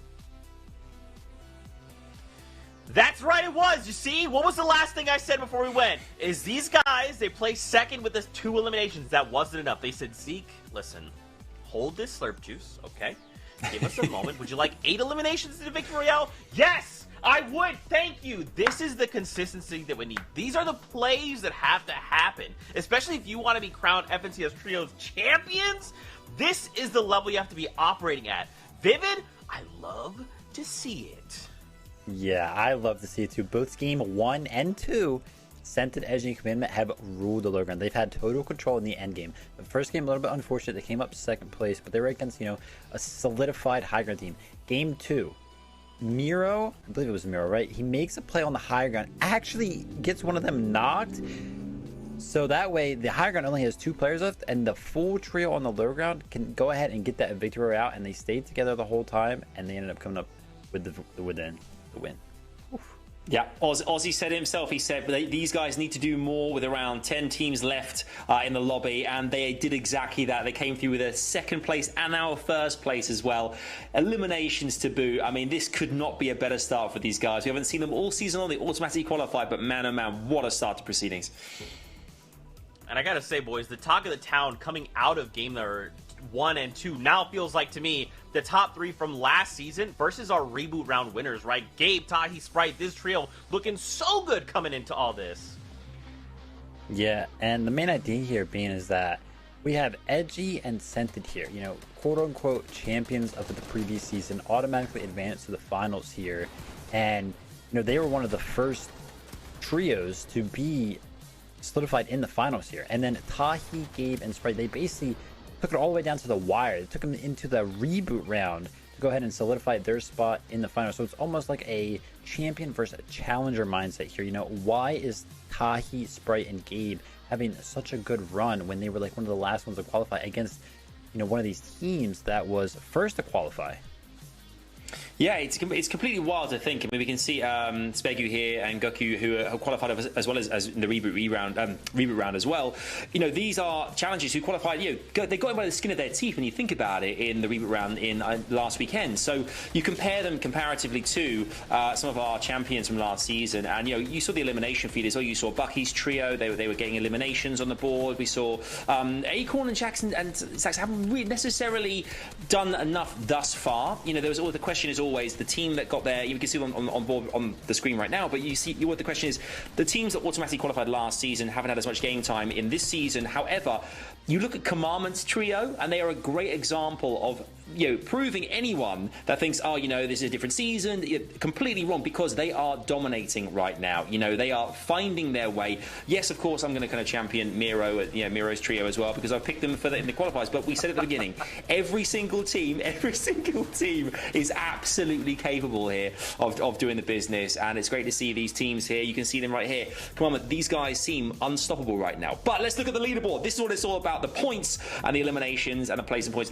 Gabe, Tahi, Sprite, our reboot round winners. The challengers are the ones sitting on top of the table right now with 50 placing points, 20 eliminations, and a victory out 90 points. Look at those top 3 teams there, kind of out in front with Day, Miro, Reverse 2K. We saw had a great amount of eliminations as well, 18 in total now with 45 placing points, sat there in second position with 81 points. And Commandment, Scented Edgy, even though with a first and second position, they still haven't had enough eliminations. And Ozzy touched on it, as the MDF, about them getting more, as did you, Zeke, then getting more eliminations as we go forward as well. So that 76 will hopefully shoot up in game 3.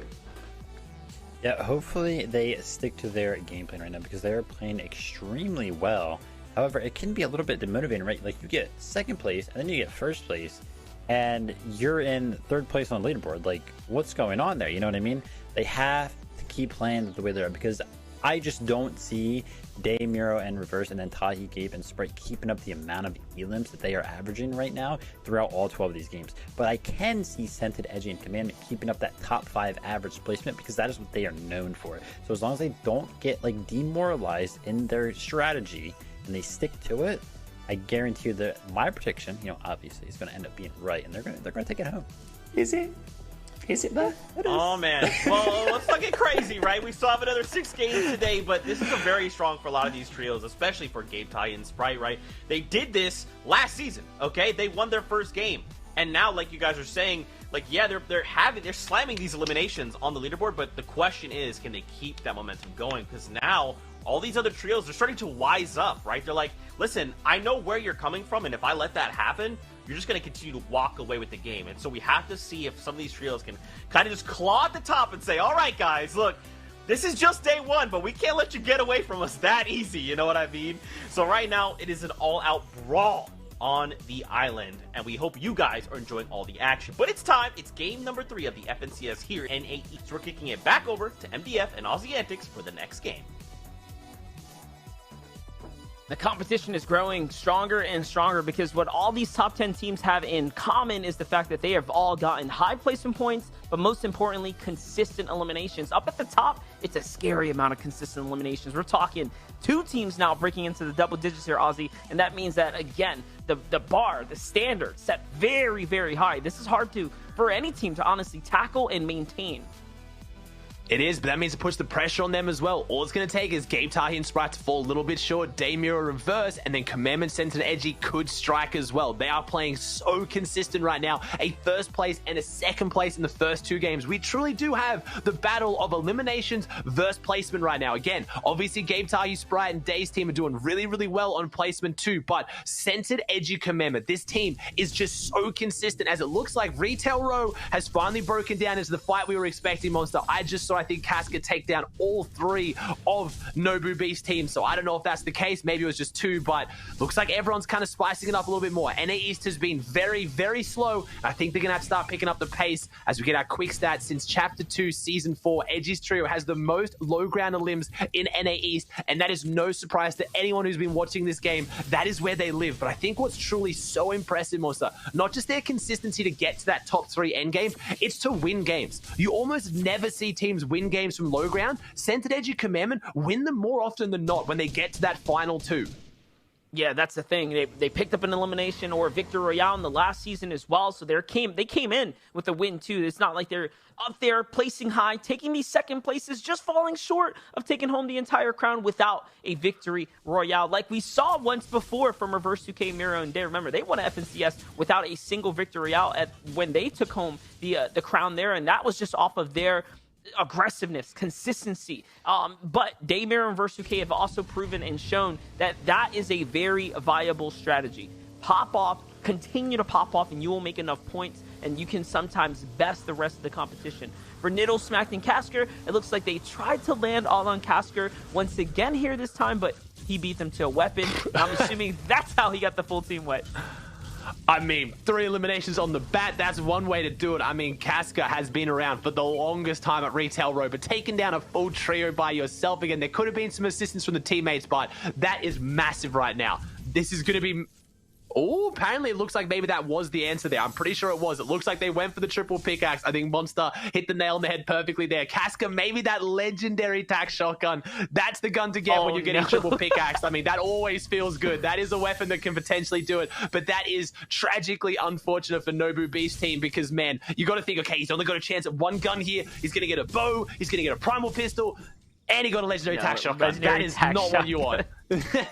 Oh no, it's kind of I don't know, it's comedy, right? It's funny. Yeah, you know, because what are the odds, right? What are the odds that this guy's gonna land on a legendary tactical shotgun, and that's just kind of your luck of the day. But for Macwood, Bucky, and Kanata, I hope their luck's a little better because Leo, Sully, and 20 look like they are hitting their shots right now, and they do have some weapons. I also hear another power attack shotgun on the other side of the wall, and it seems like it is going to be their team who wins it out here, and that's that quick rotate you talked about from Bucky and crew, right? They rotate, they like to follow the coast here and get on trios, and this time it's going to be 20. But this is looking scary. I was about to say, I would be so surprised to see 20's team win this, and that is absolutely no disrespect to them, but they are going up against one of the best fighting teams in the world. But are they going to be good enough? As I see another player lurking around the edges. I don't think it's a full team, but that could spice things up here, as it looks like Kanata, Macwood, and Bucky are going to maybe drop out a little bit here, as Jaden Shots, Nets, and Savage, it is a full trio, show up to this engagement as well. This will put it on the line right now. Kanata, Macwood, and Bucky, you are three of the best fighters in the world. Are you good enough to potentially take on two trios at the same time? We talked about the power shotgun. They come out of Craggy Cliffs. They do have the upgrade NPC there, which gives them a lot of firepower early on, and this is how this team gets their surge and gets their points. They are one of the best teams at dealing with opposite south zones out of Craggy, and it's because they're confident enough to take these fights, and it looks like they might try and disengage. You guys can take this fight. You guys get the scraps. We got our one elimination. We got our surge. We're happy to leave with that, and this is why they are so good. Being the best fighters in the world, but knowing when you've already won the fight and you don't need to push the limits any further.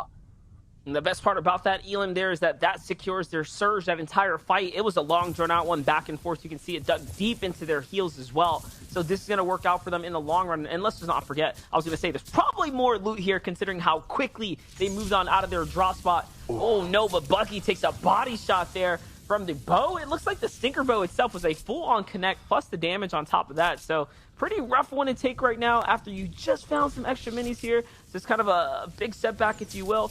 But at least they do manage to see another day. And again, this is a team that had a terrible game one, right? Just a number of unfortunate circumstances really stacked against them. But that second game was great. It jumps them back up into 13th. They're very much in this competition again. Yeah, and they do have the advantage of Craggy. If they rotated out early, it means they haven't used all of the utility of Craggy, and that fight was not a coincidence. They have zone right now. As Adams, I talked about being one of the most underrated IGLs at NAE, one of those leaders. If you don't follow the terminology of competitive Fortnite, IGL just stands for in-game leader. It's the player that's designated on that team with, making decisions. How do we rotate? Where do we go? Where do we drop? But usually they leave it to their fraggers like Coop and COD Genesis when it comes to the fights. But when it's NA East, when it's the best of the best, you've got to be able to do it all. And can Adams back it up in the fight? He has 0 builds. He has a gray makeshift shotgun. He needs to improve here right now. And COD Genesis is up with him as well. He drops some builds, but this is a fight that there's truly going to be no winner from, Monster. If they win the fight, yes, that's great. It's a bit of a confidence boost. You get a few points on the board, but with zone going very, very far north, all the way to Craggy, you cannot be taking a fight at Weather Station and expecting to win the game. Yeah, no, this is looking repetitive to game number one. This is why out of game number one, we saw they were a bit lit up, but Adams here is going to at least find the tags when he needs it. But can he find the rest now? He's going to need all the siphon and more to stay alive. It's not going to be enough. 21 points for early game fights. They were doing very good for themselves, all things considering. Remember, guys, this is a 2-day tournament. Ladies and gentlemen, they have all of today to play their 6 games and all of tomorrow. So if you're like in the middle of the pack, a couple pop-offs and all of a sudden you're back up in it. You can run this back for the second day. Same for a team like this, right? Teo, Chimp, Tabney in 15th place. They're doing really good, right? They're doing okay.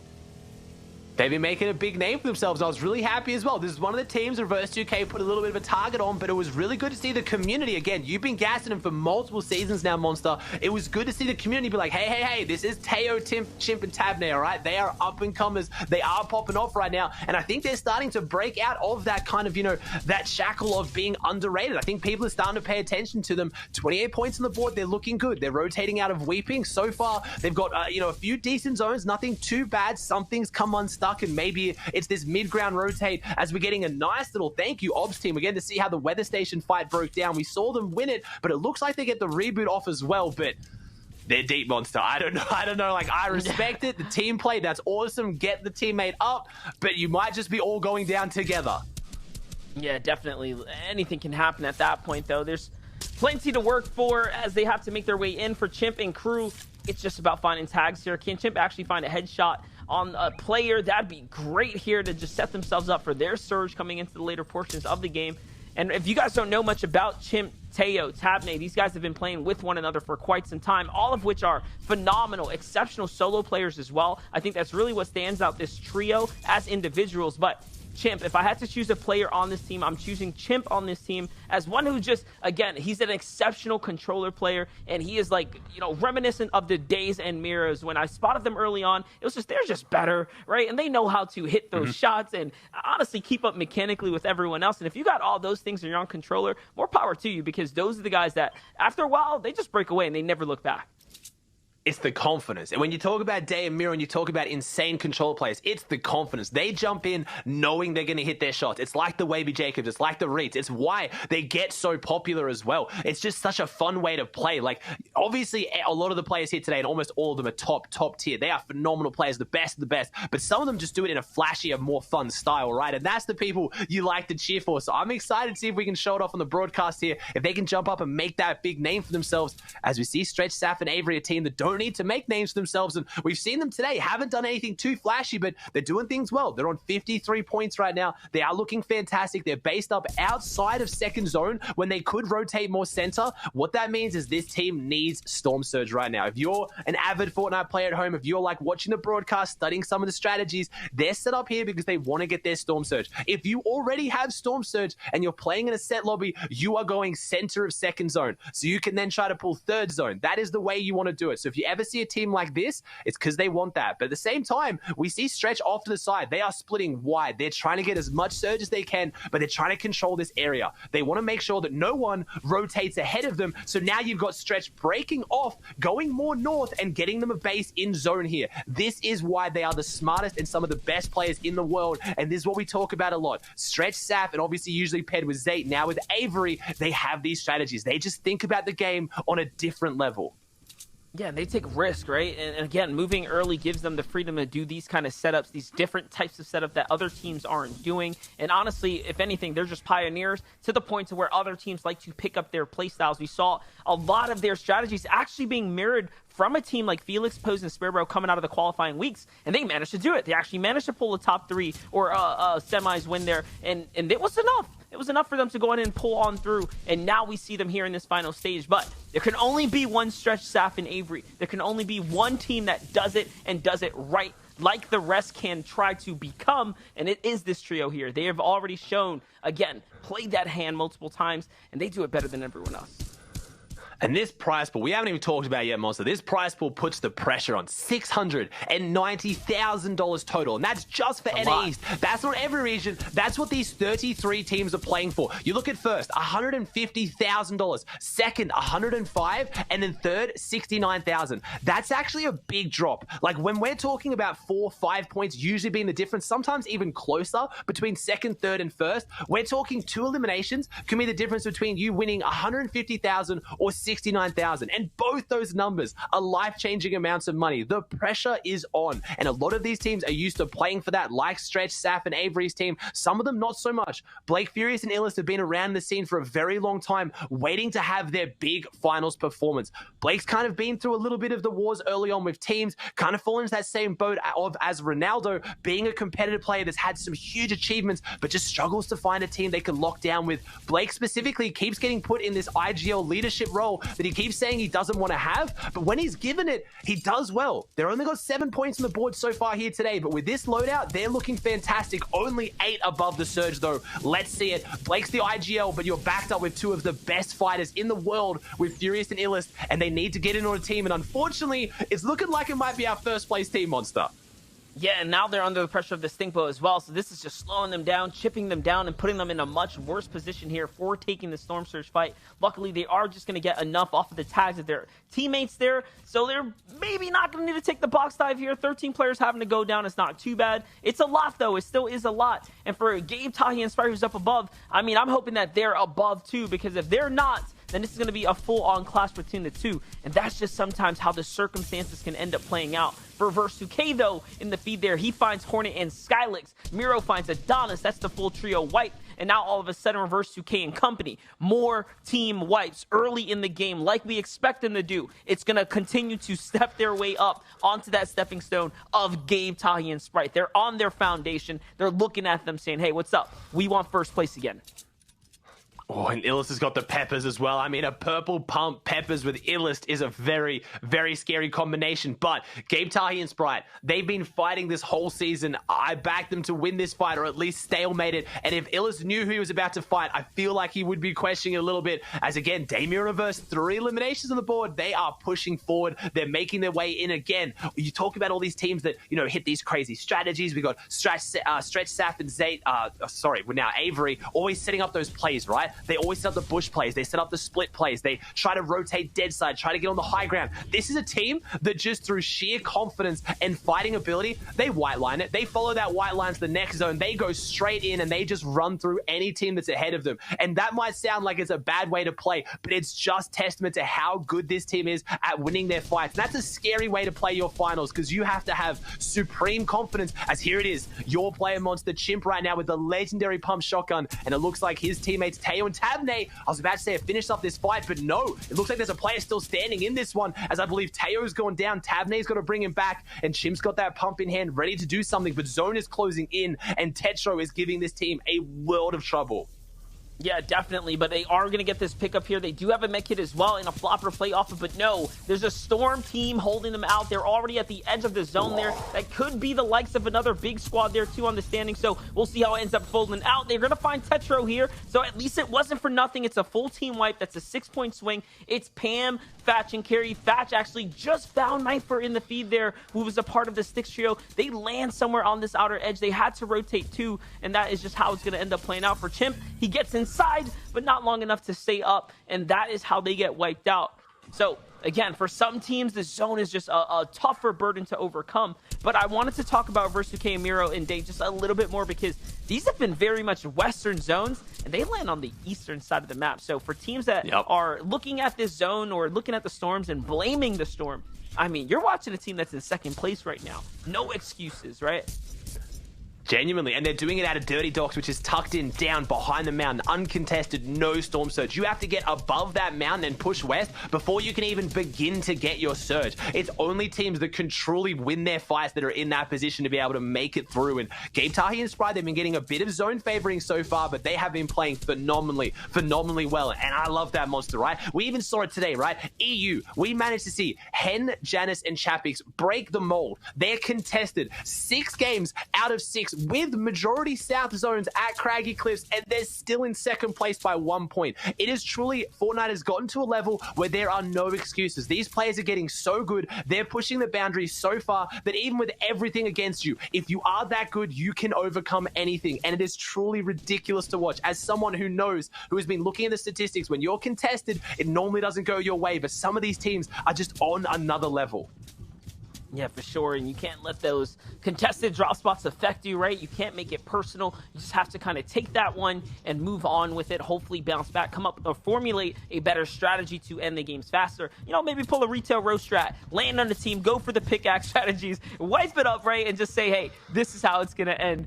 You know, sometimes it is just like that. But here, this is not basic Fortnite. This is complex levels of Fortnite. We're deep into the storm lines now. For Slackjack and Acorn, they're still 63 points into this competition here. So far, for all the caster picks, for all the teams we've looked out for, they're all doing exceptionally well. All of them are very much approaching, if not are inside the top 10 and have been inside the top 10 since the tournament has kicked off. Yeah, but they are very scarily not inside the surge threshold. This is your team that is below, and Slackjack and Acorn surprisingly not feeling the pressure by looks of it. They're taking their shots. They're really trying to get active for the surge, but they're not going super aggressive, and this is why. There it is, 38 above, but that is not enough. Where right now, I think they realize someone's above them and a fight's breaking down. That is a surge fight above them, and that is easy tags for them if they can work their way in. They are back to being 5 below. This is going to jostle. You're going to see it jump and change a lot here, but all that matters is there it is, 222. When those damage tags, they just got above, tick over, they are above. This needs to go below 50 players. So you've got 9 seconds until Storm Surge kicks in, and we have 59 players that needs to drop down below 50 before it's going to stop. So this team needs to stay above. Acorn's looking pretty weak, and my pick is looking okay here, but definitely not fantastic. But they get a half-half zone. If they can play off this, if they can somehow find a refresh, an early end game, they can bring this back as Stretch is now in the feed, and everyone is poised to start making this rotate south, and it It looks like it's Nosh and Chucky on the high ground. We haven't seen much from our team that dominated their qualifier, but Centered, Command, and Edgy are now getting hit for the surge. It was jostling between your last FNCS champion and your second place. This is really unfortunate for this team. And look at this. Stretch now swings on in. They see the zone pull. It's Sap, Avery, and Stretch once again playing for that high ground hold. This is a team that is fighting in pursuit for the FNCS championship belt. They want it all. They want that pickaxe. Not the belt. It's a pickaxe. They want the pickaxe. They're trying to see what they can do. Edgy, though, they bounce back. Okay, they pick up Scented. He doesn't get finished by the surge. They find the tags that they need, and now, all of a sudden, they combat against all odds. The actual Storm Surge. It's not every day you can say a team actually beats the surge, right? So it just so happened to work out that way for them. I mean, this is interesting position right now. You don't want to be taking that 3v3 when Center's on next to no health. Edgy's got the most health on 110, but Edgy gets another knock now, and that could be more Siphon, that could be more. The knock with the last bullet. They're also going to need something. They're working their way through. This is why this team, again, I'm talking about teams that are on another level. This is a team on another level. Look at the position they were in, and look what they've done for themselves. There's no sensitive commandment around the corner, and the team runs through. I don't know who this is. It is Jack, Slacks, and Acorn. That was your first place FNCS team taken down. The second place is Damir and Reverse now getting in as well. Everyone's getting active. This is now your reigning champions from 2 seasons ago taking on third last season. The Titans are clashing. I'm talking about teams on a different level, and right now they are all colliding. These are the actual best of the best going toe-to-toe right now. You couldn't ask for a better front seat for action, right? These are the teams that you want to see. And Day says, hold up, it's not all over. The show's not over. We have another episode, and it's Bucky. Bucky goes down. Macwood is down. Day is on fire, and he already has more elims by himself than all of the other teams have in total, right? All these teams he's wiping up, it doesn't even matter. By himself, he's popping off here. He is absolutely popping off, and you talked about it. All our caster picks are in this monster. All of our caster picks just collided. We had yours and mine going up against, I believe it was Vivid and Adams right there as well, and it looks like a few of us came out on top, a few of us didn't, unfortunately, though, and they're pushing forward, and no, it was actually your pick that just went down, sorry, but Day is looking not too much hotter here. We're all on the edge of our seats to seeing who can pull this off, and Avery, Stretch, and Saf finally have their high ground on first rotating. We've seen them on half-half. They didn't get the zone. They are still there. Our FNCS champs, Jack, Slacks, and Acorn, fought back against the surge. They came out on top, and now they're rotating the front side as it looks like Mira's just still in this. He's clinging on. Reverse 2K is still in there as well, but their loadout is not looking too great. They need to get in. They need to get the meds off, but with Avery, Stretch, and Sap on the high ground, you are just going to hear unrelenting fire. They have the assault rifle ammo. No one conditions higher better than them. You are not going to get an inch of room to breathe. You need to play this endgame flawlessly because they are looking for you.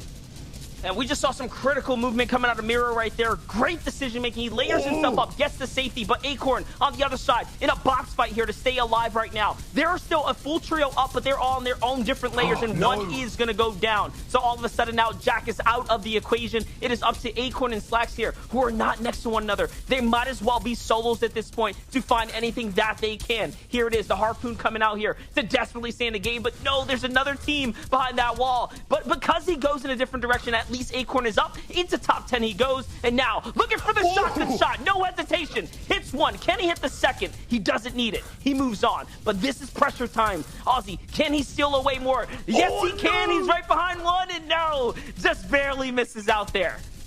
That is such an uncharacteristic miss shot there, but they still clutched up a top 7. That is still consistent points, as right now it is Stretch, Sap, and Avery on the high ground. Can they have the surge up as Reverse falls, Miro falls? They are now out. Our first place team is out. Our second place team is out. Our third place team is out. Degen, Ages, and Skittles potentially still in this one. I think they've fallen as well. So right now, all the pressure is on Sap, Stretch, and Avery. Can they jump from 7th right up on the leaderboard? They have the potential to do it, and there's some big names still playing around in this one. They have 21 builds, but Avery is still looking to grab what he can. Gets the big pot. Remember, this team also has the firepower. If this breaks down into a fight of height versus low, they also have the weapons, but we have full trios down below. We have Jamper, Threats, and Rise. We have Rokane, Dubs, and Mega. These are teams who have been here before. They know what to do in these situations, and they could potentially dethrone the high ground. Dubs is going around. He's leading the charge right now. What can he find? 42 tag. I believe that might be one of the solos. I don't think that's one of our full trios, but where is the zone going to go? I believe the zone could potentially go up the mountain here. No, it's going back across Monster.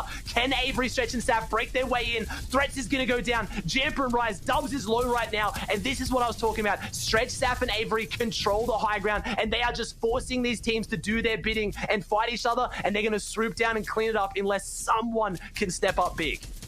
Yeah, and listen, Pam's already done what he had to do. He's dismantled one of these teams here. So for Avery and crew, all they have to do is hit their shot. And Avery, he doesn't miss. He finds the 108. Can he find a side tag here? No, instead he's going to back off. He has to heal here. Stretch is going to have to take over now as he has the most HP out of this trio here. Remember, Staff is probably going to be the one who might just have to play for the heal off here. Stretch is all the way up top. Avery's going right back down. It's a bit of a reset. There's only 2 trios left. They're inside the zone. They clean it up. They sweep them under the rug. And now a 7 elimination victory royale for the veterans, Stretch, Avery, Saf. And again, we couldn't even pick them because there's too many teams to keep an eye out on here.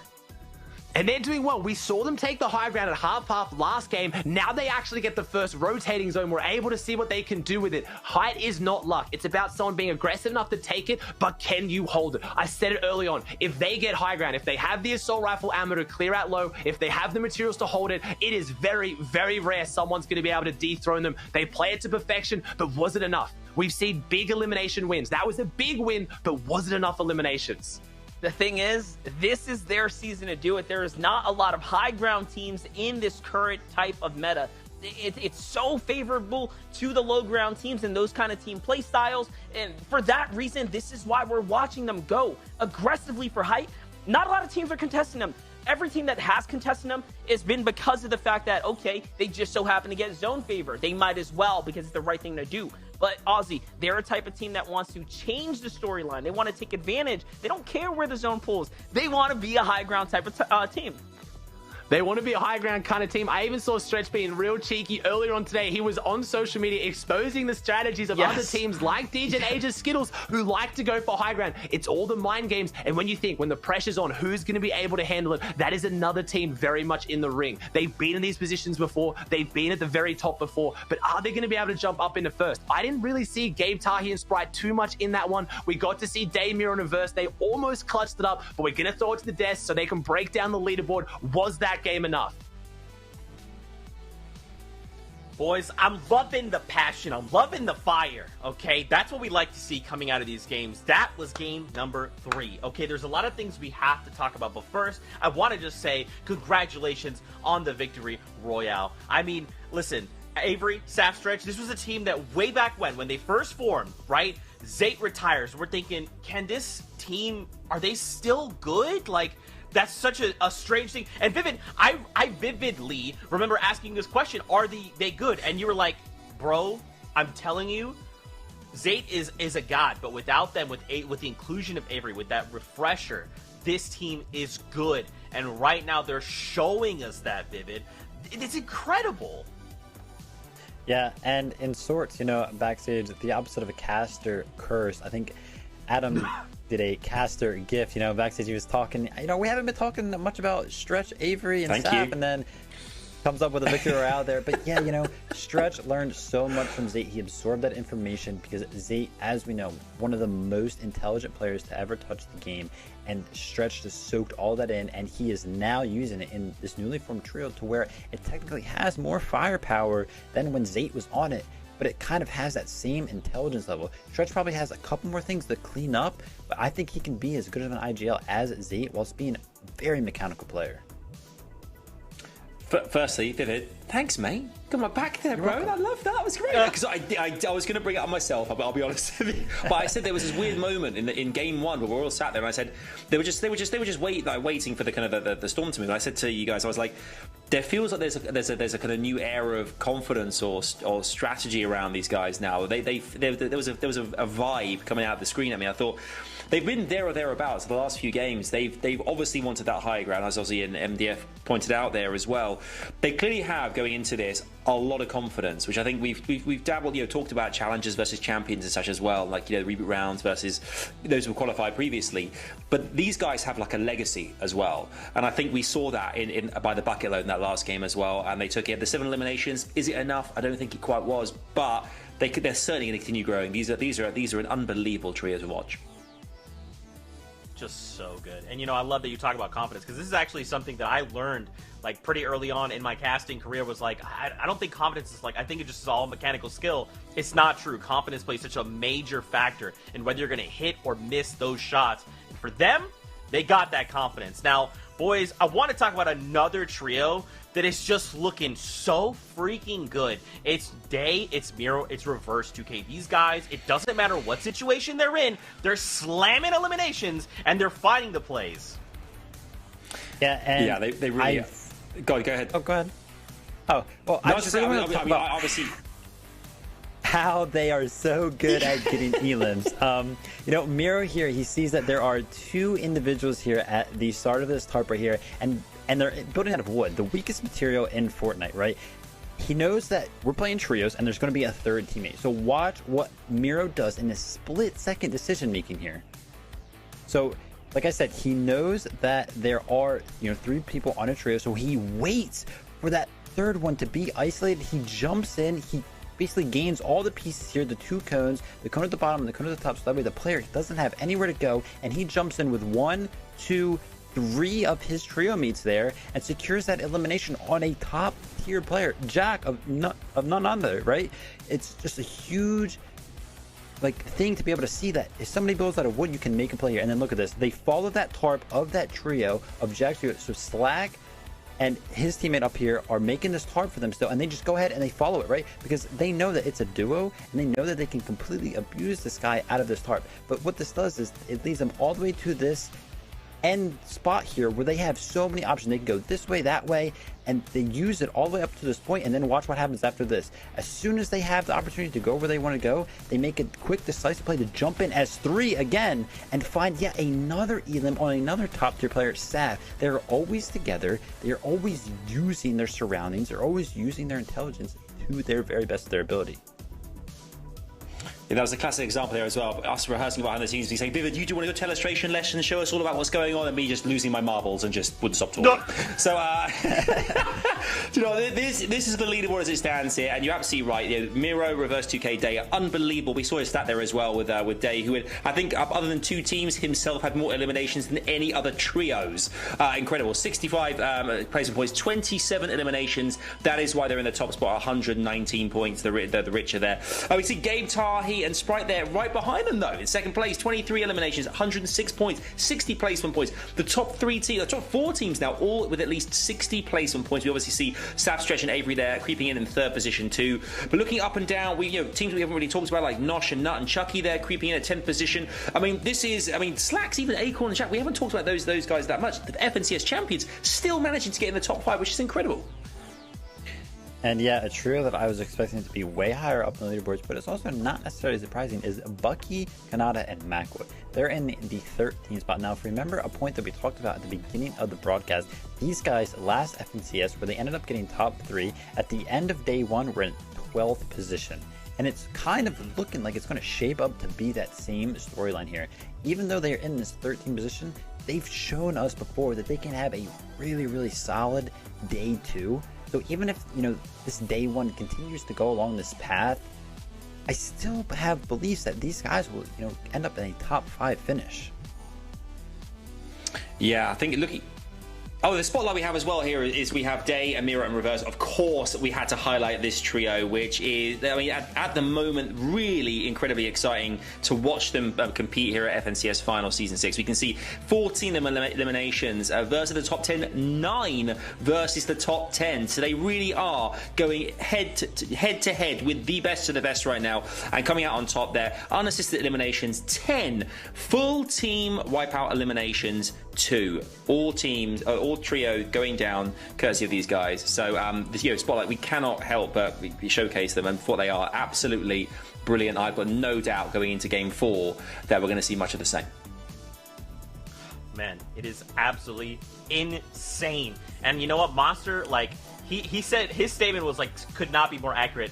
There's just so many good trios, so many trios firing on all cylinders right now that it feels like anytime we're cutting to a different perspective of a different trio, it's just constant high octane gameplay, high powered shots, impact eliminations left and right. And once again, it is just all of these trios finally making the finals. They understand what needs to be done. And remember, this is just the first day. This isn't even the hypest part of the competition, right? Because we come back tomorrow for the next 6 games of Fortnite. And that's when it all matters. That's when every single elimination, you as a viewer, you'll feel that in your heart because you're like, oh my gosh. One, the person we just watched picked off that other person. That means they're going to rise and that other team's going to fall and vice versa, right? Like, there's so much that is at play here. But don't worry.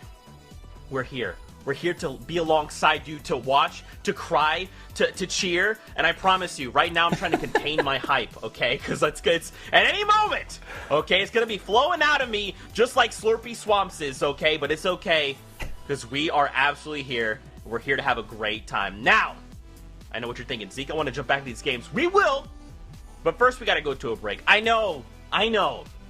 The truth of it is, I'm extremely parched and I need to get hydrated. Just like you should. So what we're going to do is we're going to go to a break, but don't worry, Game 4 is going to start. That is the game you'll be watching on screen. As that timer counts down, hits 0, Aussie Antics, Monster Database, they'll be there to get us right back into the action. We won't miss a single thing. So we'll take 5 minutes, and then we'll see you right here, back with the FNCS. See you in just a little bit.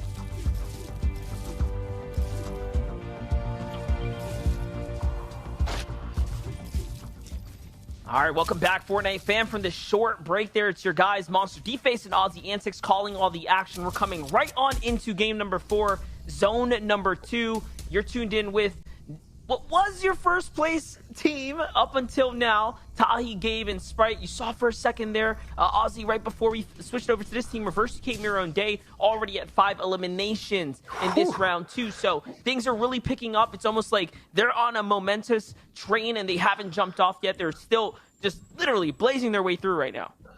Yeah, they are kicking up the pace right now. They are really spicing things up. As we know they can do best, but all it's going to take is one of those fights too many, and it could go against them, but that's really big. That is already 10 points on the board, and we are not even inside the top 75 players as we tune in with Saf, Stretch, and Avery, our Game 3 victory hour winners from the high ground. And this is an interesting team, right, Monster? We've talked about this a lot, and this is the perfect player I want to highlight, Avery. And I feel like I'm a culprit of this too. Avery has forever been in the shadows of other fantastically amazing players, but Avery is one of the best players in NAE, and I don't think he gets the recognition from that. When you're playing with the likes of Bugha, when you're playing with people like Stretch and Saf, it's hard not to. These are absolute legends, but Avery is playing so phenomenally well, and I'm so proud to see him now fitting into this spot. He's filling the shoes of Zayt.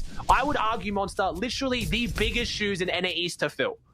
Yeah, no, definitely. Listen, and the legacy Zayt is left behind goes without us needing to reiterate for you guys. And for that is why there is so much more additional pressure on someone like Avery. Because if you were a Zayt fan, if you were a fan of this trio, when someone like that leaves, it does leave up for question. How are you going to find someone as good, if not better, than the man who pioneered a lot of the practice, scene itself, right? And the competitive strategy that we watched play out today. But you know what? Avery has been one of the greatest additions, one of the perfect just molds into this trio, and they've been proving it all weekend long. It could partially be due to the fact that the entire landscape is changing here, right, Ozzy? Like all the players that we saw in those previous seasons, the game style is changing. It's not just everyone go crazy for high ground, right? There's teams finding their comfort in different areas, and now these type of squads like Avery, Saf, and Stretch now are managing to break away.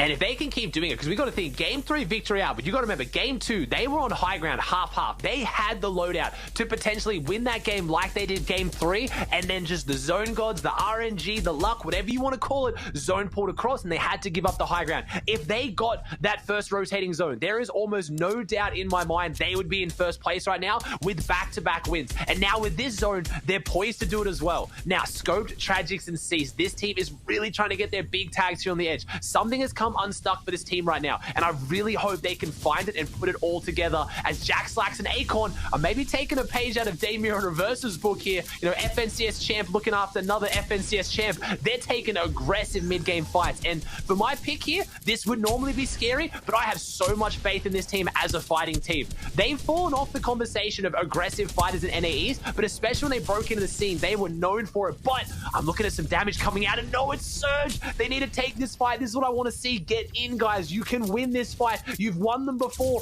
but now you've left it until Surge is ticking to take it. This is not looking good. I am now a lot less confident.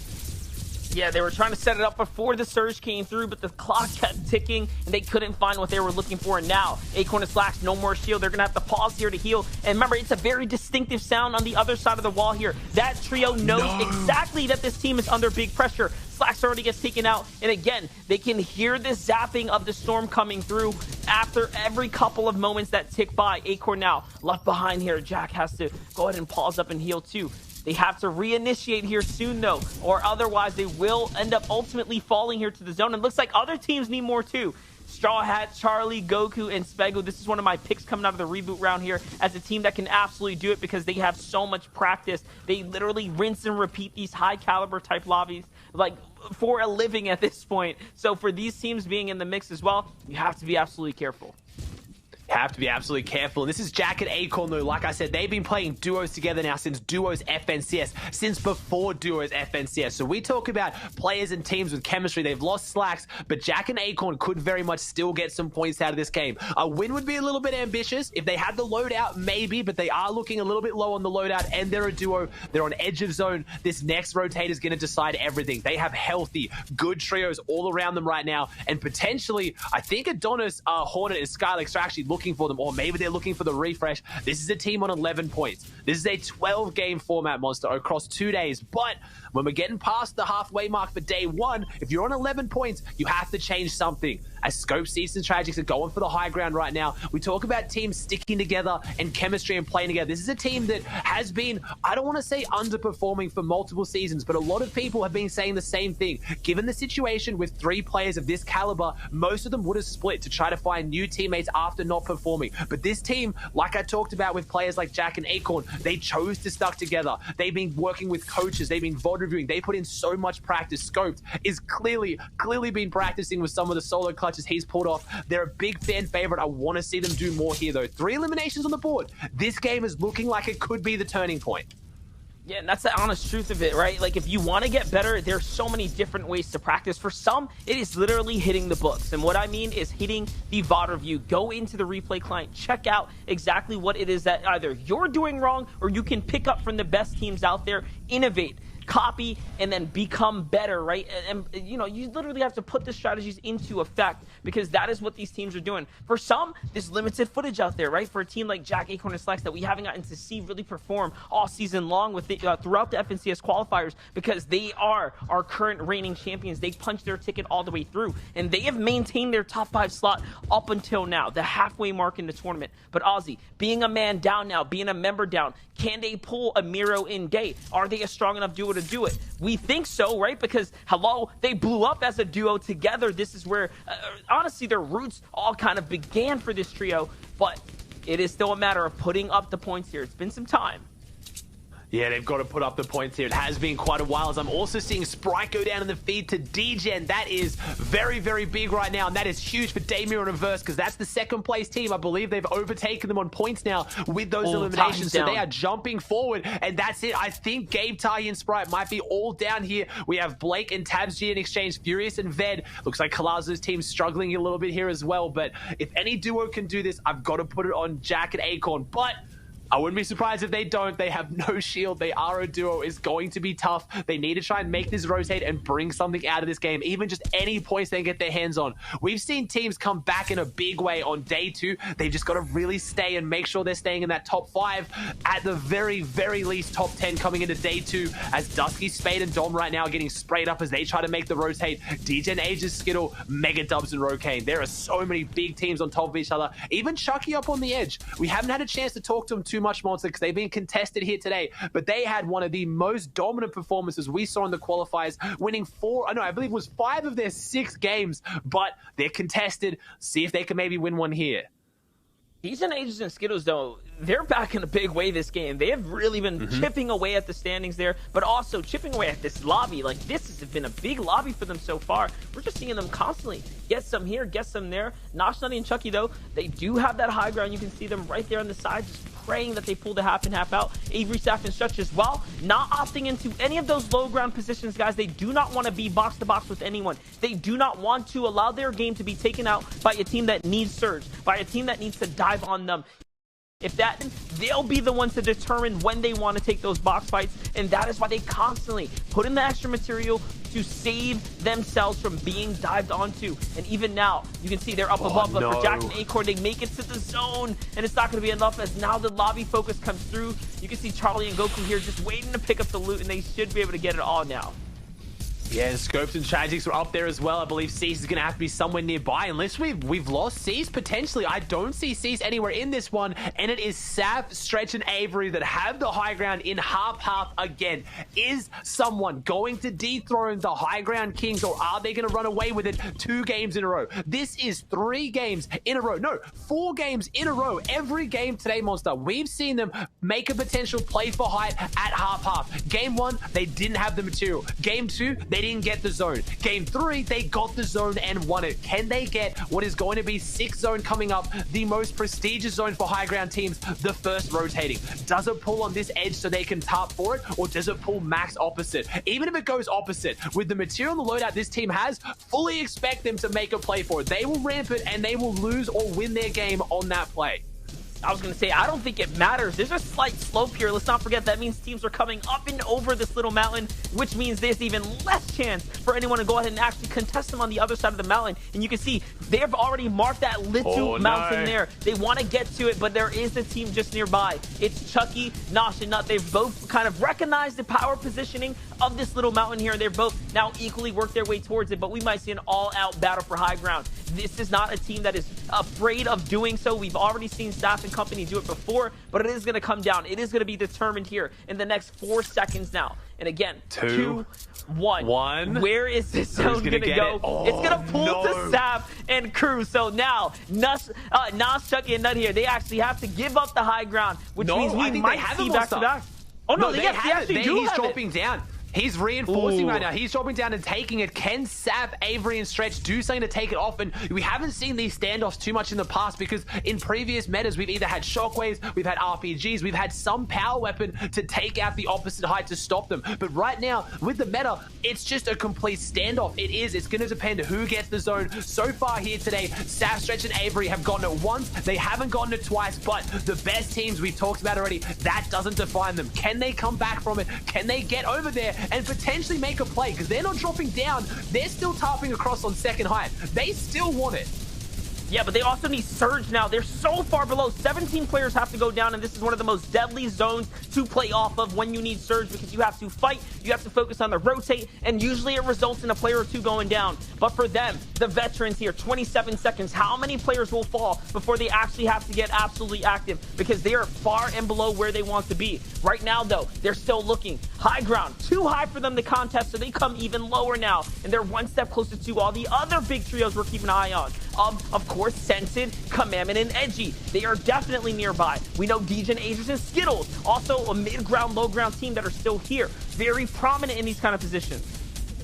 Going to be about who can maybe take this high ground to have their big game, but Damir and Reverse have been running up the mid ground, getting all their eliminations, as there it is. Avery's taking some big damage here in the feed. I'm guessing Sentinel that are running up the low ground. Sap takes down Nounsy, so they get their Surge, or no, they don't. They are still below, despite getting some damage. And then we see a 100 tag from Avery. I talked about it. Needs to step up, has big shoes to fill. This is where push comes to shove. What can Avery do? They are still below. NA East is so stacked right now. This is still ticking. They've done so much damage. They've done so much, but it's still not enough. And they are going to fall down to Surge, as Edgy is the one who takes down Avery. Reverse, Day, and Miro. They have 8 eliminations on the board. Day's been leading today. He's been absolutely popping off, but Miro is jumping up as well now. 4 eliminations as a solo.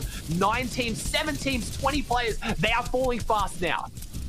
Day found Sap, Miro found Stretch, and now Reverse 2K is just leading out this rotate here. No material for him, so they are completely on E. The gas is no longer here inside the vehicle. They need to continue to power on through, but no, it doesn't even matter. Looks like Miro finds another one there. That might be the refresher, the fuel that they're looking for here to go ahead and stay alive. And they're literally fueling themselves on the dreams of their competitors. We call that nightmares here. What can Miro do now? He's looking upwards. There are still so many teams, though. There's a lot of placement here to be picked up.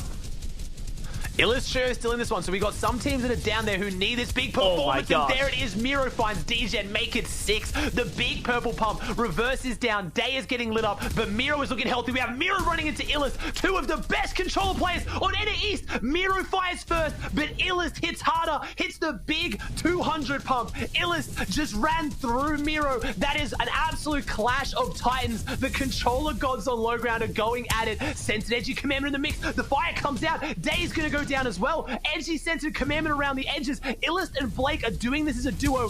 The charge is being led by Illust as Scented goes down as well. That fire is just overtaking low ground. Chucky, Nut, and Nosh, they won 5 games of 6 in their qualifiers. We haven't seen them in their position here today. Can they close it out? 2 teams alive, 5 players. They need to make their way down. I believe this is Blake and Illust. Both these teams are down leaderboard. No, it was Edgy and Commandment have won the low ground. Of course they have. No one can take the low ground off this team, but it's a 3v1. What a second place performance. But Nosh, Nut, and Chucky, they make it off their contested drop. They get endgame, and they get a win, Monster. This is like Gabe, Tahi, and Spry. When they make it away, they are so dominant.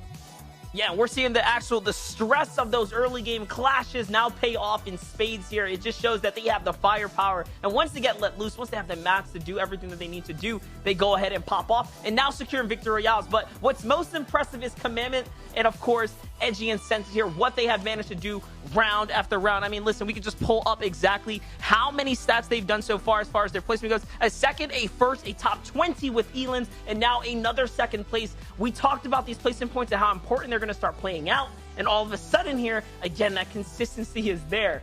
But, Ozzy, you called the biggest clash, Illest versus Miro. My gosh, what a call. That was a big one. Two pumps both coming into it. Illest clearly had that legendary pump because I definitely saw a 200 plus pump. You don't see him too much anymore. If anyone's going to hit it, it's going to be Illest though. But how is the leaderboard breaking down? Was that enough to surge them up? Is Sented's consistency keeping them up there? Because Damir and Reverse are right there to the very end. Zeke, break it down because this is going to be a close one. It's already too close, Ozzy. I don't like it. My stress levels through the roof right now. Okay, first off, Nut Notch Chucky, a victory royale. I like the way that that MDF and Ozzy kind of explain this, right? That any team can essentially get the victory royale. Any team can walk out of NA East and say, we'd like the victory royale. And it's all about which team is kind of given that golden path to do so. Now, it's not all set in stone, right, Vivid? There's still a lot that goes into making that happen. But I'm appreciating a lot of these trios, sometimes different trios, just finding that path and saying, look, we know, we are veterans of this game at this point. We know what it takes to win. We just have to execute that plan and execute it well. Yeah, and I love the fact that Nosh is finding victory royales. Even since last season, we had a completely different trio. He's been doing so well with these high ground takes. Like, I don't think I've ever seen some Nosh like scrim gameplay, but I would love to, because I would love to see how he is. When maybe he's IGL, maybe he's just taking like a backseat type of thing. I'd love to know how he plays within a trio, and you know what the comms are like. Yeah, I think that's one of the most fascinating parts of this. I'd love to hear the comms and what the players are actually, because there's an instinctiveness to everything they do. They're kind of knowing where they're going to be and what the calls are in that situation as well, because it's all happening so fast. But again, we saw some of the trios rising to the top. You know, I think we counted for Miro's trio, I think 11 or 12 eliminations coming in like third position. So more big points for the teams at the top of the table. So I cannot wait to see how that all turns out very shortly and see who's currently top after game 4. And, you know, kind of like continue this, what I'm appreciating, it's how these players are effectively using their loadouts. It doesn't matter what we put in their hands at this point. They open a chest, they're going to use whatever that item is to its fullest effect. Yeah, and that's why these pro players, that's why these top-of-the-line players are good. Look at this. The Harpoon has been something that is notorious for keeping trios alive, in the sense that it keeps them fresh in the material department, because they can get these elims from a great distance. They don't have to really risk much, and then when they get those elims, it's usually hard to get that loot, right? No, if you have a Harpoon, you can just use the Harpoon to grab that loot and grab whatever materials, shield, any weaponry that was dropped from a distance, and it just does a great job of finding resources for teams. Yeah, the Harpoon is, I think arguably the best thing to have at the end game, because you can collect those mats, everything. You said the resources are imperative as well, but we see some other weaponry that's kind of really important as well here.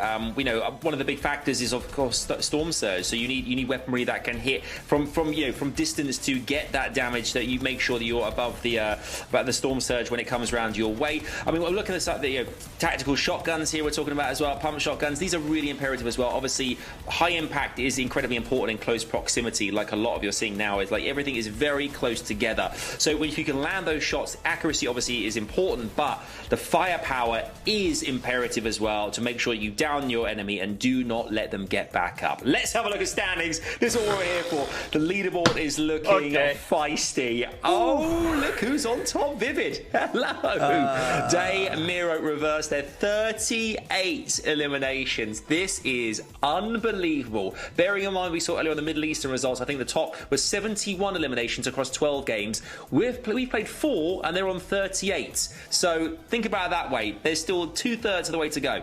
We're looking at second place here. We have Censored, Edgy, come on with it as well. 87 placement points. The same placement points, but 18 less eliminations. That is the reason there's almost 40 points difference between first and second position. But you can see there as well, 4th, 5th, 6th position, they're all very tight. 112 to 111 points. Vivid, this could go any way going into game number 6 after this next one. Yeah, the top 5 there, very, very competitive. But man, that lead that Daymir and Verse have is is scary. 38 elims. That is a 9.5 elim average over the 4 games that we have played.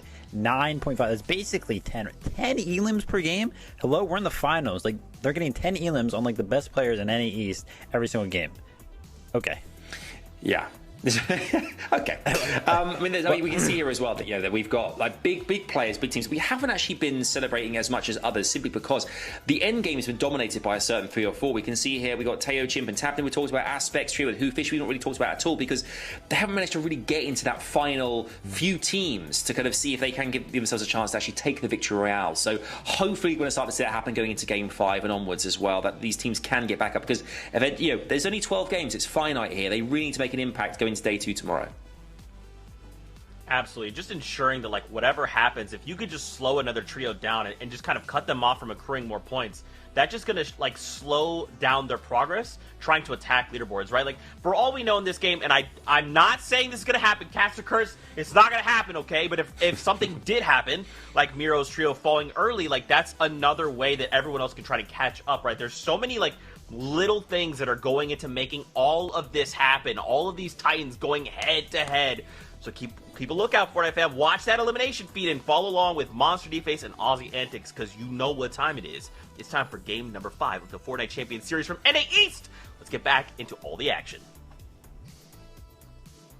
Let's get back into it because this is starting to look like an incredible day right now for Reverse 2K, Miro, and of course Day here. They're popping off. They're setting themselves up way ahead of the pack, and it's really feeling reminiscent to the last time they got to touch that FNCS Pickaxe of Champions there. I mean, Aussie, listen, now we get to see Nut, Nosh, and Chucky, though, as they hop up and, secure themselves a victory, now put themselves inside the running here for also a solid Day 1. But it's just looking like a different kind of Fortnite. Like, are these other teams playing the same game or what?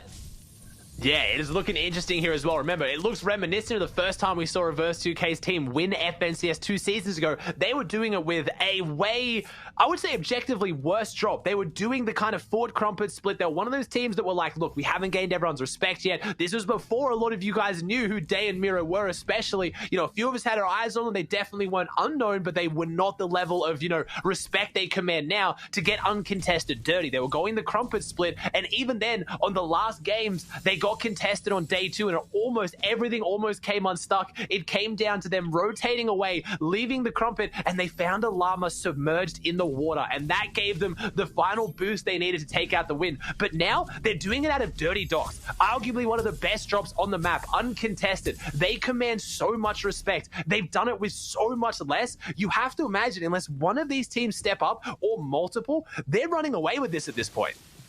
Yeah, definitely. And the thing is, how do you single out a team like this? How do you actually break apart their winning strategy, which honestly just seems to be drop every team in their path and don't stop doing it. They take advantage of the chaos. They take advantage of the storm surge. They don't let any of those small factors determine how they are going to perform in the round. And I think that is what's most impressive so far. They've just really, honestly, not only has Reverse just putting a lot of pressure on his own shoulders, but he's putting up and he's walking the walk here because yesterday he was talking the talk. He was putting it out there. He was willing to say straight out loud to everyone that, hey, he thinks he is the best player out here as far as his trio goes, right? He thinks that they are miles above the competition, miles ahead of the competition, and they're doing it right now.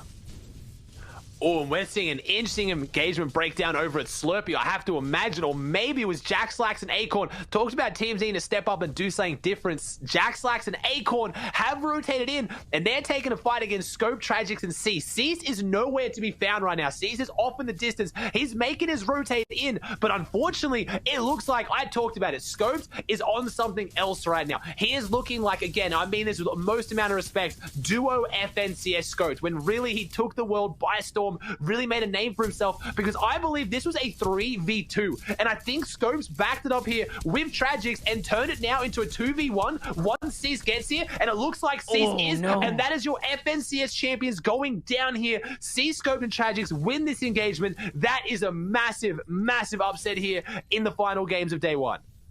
And the crazy part is that people look down on this trio right here because they qualified coming in one of the later spots, right? They just managed to pull in a tight qualification out of that third week. But again, this just shows that, hey, They're here and they can pop off, and even your best of the best, even your reigning champions can fall, right? Kings can bleed too here, and now we get to see, again, another brief look here at Commandment, Edgy, and Sentis draw spot. We already know how it all ends up playing out. They like to compile all the big loot here in the middle. They usually end up stashing it, and then they figure out where they want to rotate. Before the show kicked off, I was talking to you all to say, hey, how do these guys even like to play for their tags? Like, what's the strategy? And you said they're a hybrid type of team, right? You can't really put a pin on them. They really just determine or play it off based on the zone.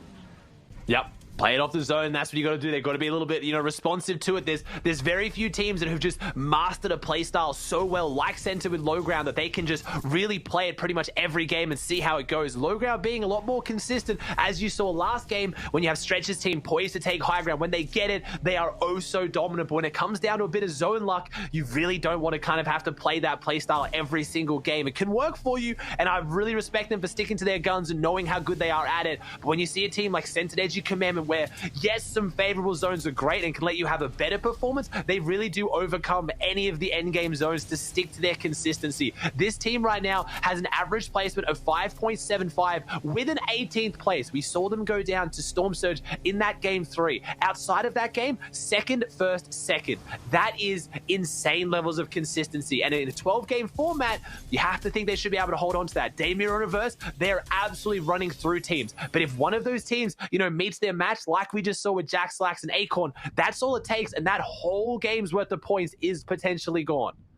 Yeah, definitely. Remember, the cutoff just for the entry level for placement points, guys, starts at 24th place. We've saw round after round, especially those first two. Not a single team wants to take an engagement if you don't have to. Now we're getting into later portions. Now we're coming into game number 5. This game and then the next game, and that's it. Their day one is wraps. You can see the teams are getting a little bit more loose, right? There's more diving. There's a little bit, I guess the patience starts to go, or the comfortability starts to get a little too much. If you get too comfortable, you start to make mistakes, and Jack, Acorns, and Slacks type of situation can happen. You roll up on the wrong team a little too early. You think it's going to be a favorable fight, and all of a sudden, bam, you're gone.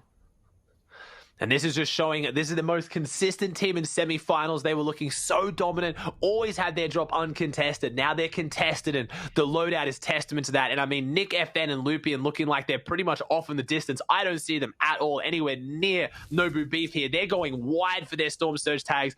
My man's running 5 bandages and 1 mini. This is just not the spot you want to be in, but they want to stay their drop. They want to prove to teams for future FNCSs that they're not leaving. And again, remember, this is multiple FNCSs back to back, with the change from Fortnite, from competitive Fortnite, going to one game mode for pretty much entire years. We still have multiple trio FNCSs to go. You need to mark your statement on this. There is at least one more to go later in this year, and that could be their chance. And I respect them playing the game out to the best of their ability with what loot they have, because it is not a lot. Yeah, for sure. And it looks like Sis Lucky Nounsy don't have much either, too, as they're rotating in here. And they're starting to run out of material quick as they try to just get to the new zone, and other teams are, again, shooting them down, making it very hard for them to get a rotate. There's no free rotates here, especially out of their drop spot, where vehicle limitations are holding them back and forcing them on the ground here and digging into that early metal. They already have used up all the brick. That's a rough one, or a rough spot to be in. But Sis Shays announced they do have a lot of shields, so they should be okay to go in and bounce back as far as the heals go. It's just looking a little worse for Wares right now as far as this early game positioning goes. Whether or not they find the rest of the mats, that's a different question. The match you can always try to find in a little bit, but they need to find their Storm Surge tags now based on how they're looking for it. And Sis Lucky is looking precise with the infantry rifle. That's a big headshot as 20 takes down Kanata, one with the piece. Kanata's down here, and that's going to be one of those aggressive fights they've been taking towards Flopper Island and towards Stealthy Stronghold. It is breaking down in the identical location monsters. Bucky comes around the corner. Bucky Mac would have to close this one out. Not only do they have to win this, they need to get the reboot card, and they need to potentially reboot Kanata. This is not looking good for one of the favorite teams coming in to this FNCS right now on 67 points. That's 3 eliminations, but they now have to get Kanata back up. Yeah, it's almost like we're seeing the I guess, the decay of the team that didn't get to really play in the FNCS throughout the weeks here.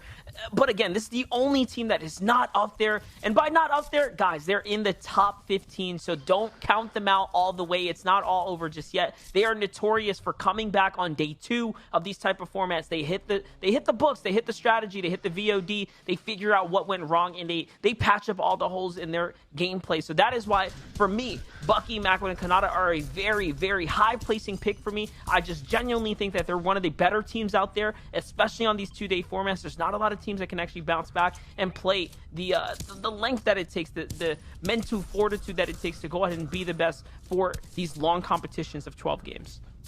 And they're a momentum team as well. When they get going, they are very, very hard to stop. And we have not seen them on a high ground a single time here today, which is very uncharacteristic. If they get on that high ground, they get maybe a bit of zone luck, 2 or 3 games, they could potentially run away with it. Mac would stick in the reboot there, you see it on the bottom right, on Kanata, at Craggy. They got a long way to go. So this is maybe not looking like the game, but they could potentially bring it back, as you're getting a glimpse of why Nosh, Nut, and Chucky have been so consistent with their Storm Surge. And when they make it to endgame, they have big games. They're at the Spire. And this was a drop that I massively underrated, and I will admit that I was very wrong. I did not think we were going to see too many solid performances out of this drop. To kind of, touch on that as well, they are getting a lot of the loot around the Spire, but I just underestimated how strong the Spire was. This spot of just absolute high ground for your Storm Surge tags is, hold up, first place is in a fight. I said this already. This is a playstyle that's working for them, but all it takes is for a team to meet their match, and this is currently Felix and Sparebow and Pose trying to take a fight against first place. All it's going to take is a reverse day and mirror to potentially lose this fight, and the leaderboard is back up for grabs. Yeah, definitely. And Felix, Pose, and Sparebow are a patient team. This is a team that is very, very smart, not one to make big mistakes here. We talk about these up-and-coming types of players that have just, again, drilled this type of practice over and over. This is absolutely one of them. You can see for Miro, Reverse 2K, and Day, they figure that out. They read the situation well. They realize, okay, these guys switch over to hard mats. They're turtled down. They're not panicking under the pressure right now. Why not? Because they know how to play these types of spots, and they respect that. But for Xep, Voyu, and Snake, that's a team that has done qualifier after qualifier, and they're scary. So these are 2 very, very good teams right now. Day's got to be careful. He might just be able to meet his match here.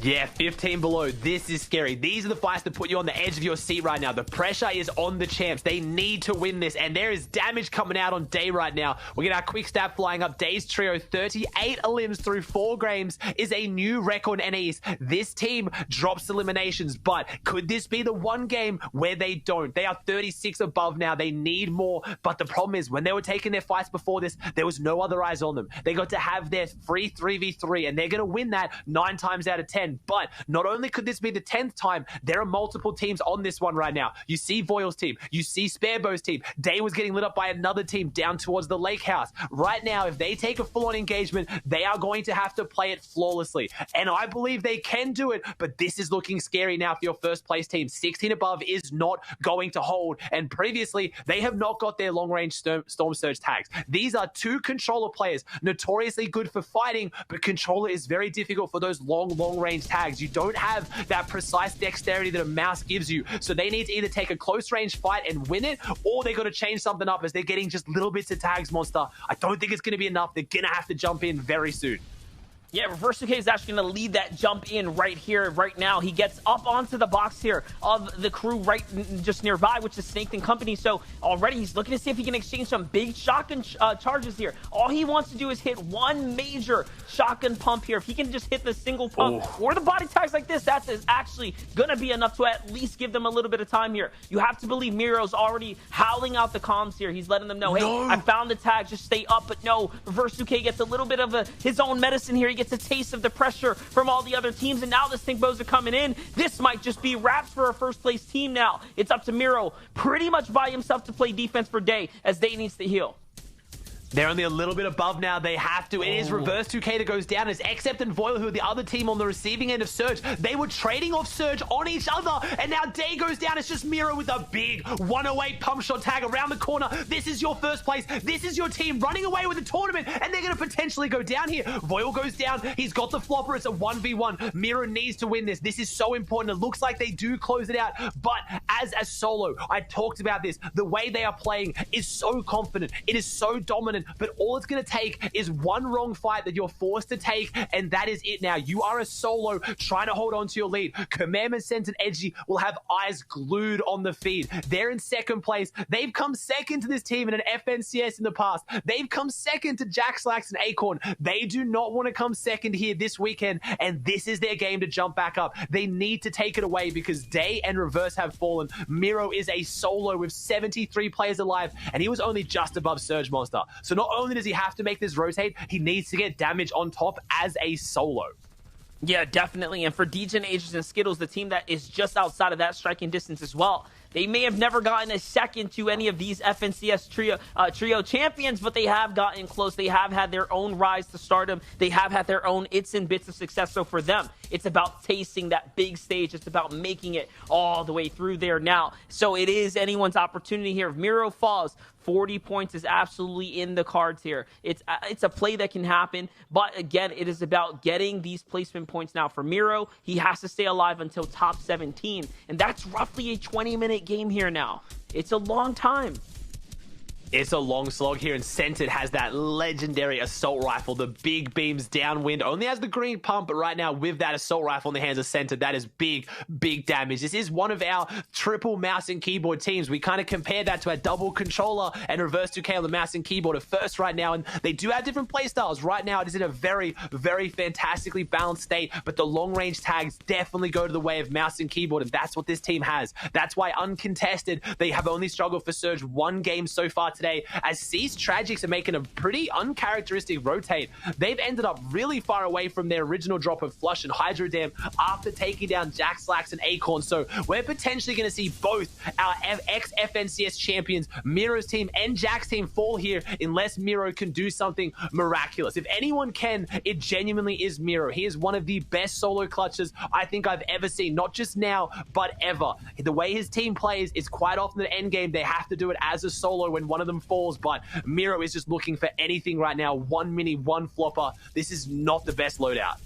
Yeah, let's not forget, let's take it back to the FNCS Solo Invitational. That was where Miro really started to find his footing inside competitive games. It was then that I actually had the pleasure of interviewing with him. And it was early on. I recognized his skill as a controller player, but he was lacking those IGL skills, lacking the tarping and the extra, fundamental mechanics that you needed to kind of excel. But he's patched that all up. He's then found all that.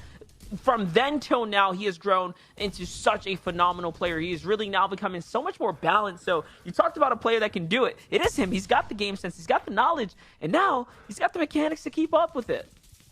Yeah, he's going to have to put it all together, though. It's literally going to take phenomenal performances on all three levels to be able to get something out of this game. But the longer he holds on for, the better the chances are. Dubs, Mega, and Rokane under the bridge. An interesting position. We see Sprite up above. Don't see Gabe or Tahi in the mix. They might be split off a little bit. I'm not too sure. And these teams need to have big performances. And of course, Sap, Stretch, and Avery are poised on high ground with the potential to try to get half-half and get that big game. Can they get the 2 victory hours they so sorely have been set up for so far here today? Aspect, Kaz, and Hoopfish around the corner. This is our second last game of the day. This is everyone's last chance to jump back up. Can they make something out of this? As I believe Miro is getting hit with the surge. He's only 7 above. He is somehow holding on. He is somehow still doing this, monster, but I don't think it's going to be enough. Here comes the team. He needs to get at least 2, 3 AR tags to hold on to this one, but he has no more meds in the inventory. He has some builds. He's almost in zone, and 55 above. This might hold. He might secure them even more placements here. If he keeps going, top 17 teams is 3 points. That is massive, and he's 3 teams away. Can he just hold on? I think he can. Remember, that's what I said. If he can break into top 17, that is the sweet spot for him right now. That is the golden place to be right here as a solo. You can't ask for more from someone who lost his teammates early on due to a Storm Surge fight. You cannot ask for any more than that. For now, though, where is this half in, half out going to go? Is he going to land on top of him? Is it going to be a long rotate? Because there's so much there. There it is in top 16 now. For every team that falls here, remember, he gets a little bit more placement. So he makes it that much sweeter for, again, a team that has had to average 9.5 eliminations so far. They are so far ahead of the pack here. They can afford to go ahead and slip up a little bit. But Miro's like, hey, don't even worry about that. We're not falling behind at all here. That zone, though, I mean, Miro, you are an absolute god. You've done it so far, mate, but I don't know. I don't think anyone, I literally do not think a single person could somehow do... I mean, maybe, yeah, it might honestly just be a zipline play and pray, but there'd be so many eyes on them. Miro's going to go through the bridge. He's going to try and tactically play this out, and I love that he's still going for this, but this is not just an opposite half-half. This is a max pull half-half as a solo with no meds, almost below surge, across an absolute chasm. It's literally going over the waterfall. Like, this is the worst position you could possibly be in if you're in first place, but every team that goes down, he gets a point. Can he at least survive maybe for one more team, or can he get some eliminations? Because that's 2 on the board, and no, he falls, but well done, Miro. Nothing but massive respect for just holding on and even getting, I think that was at least, 3 or 4 more points he clutched up for his team. That could very much be the difference this weekend. Yeah, definitely. That's an additional 5 points overall that at least Miro gets to squeeze out here in this round of Fortnite. But now, Edgy and Scented have finally found exactly what they were looking for, the eliminations. He has literally now managed to find so many, but it is due to the terrain, the way it all plays out. Like you said, it was the canyon right in front of him. It's such a huge divot there. They all have to rotate all the way around the outer edges. It is so predictable for a player like Scented to play off of.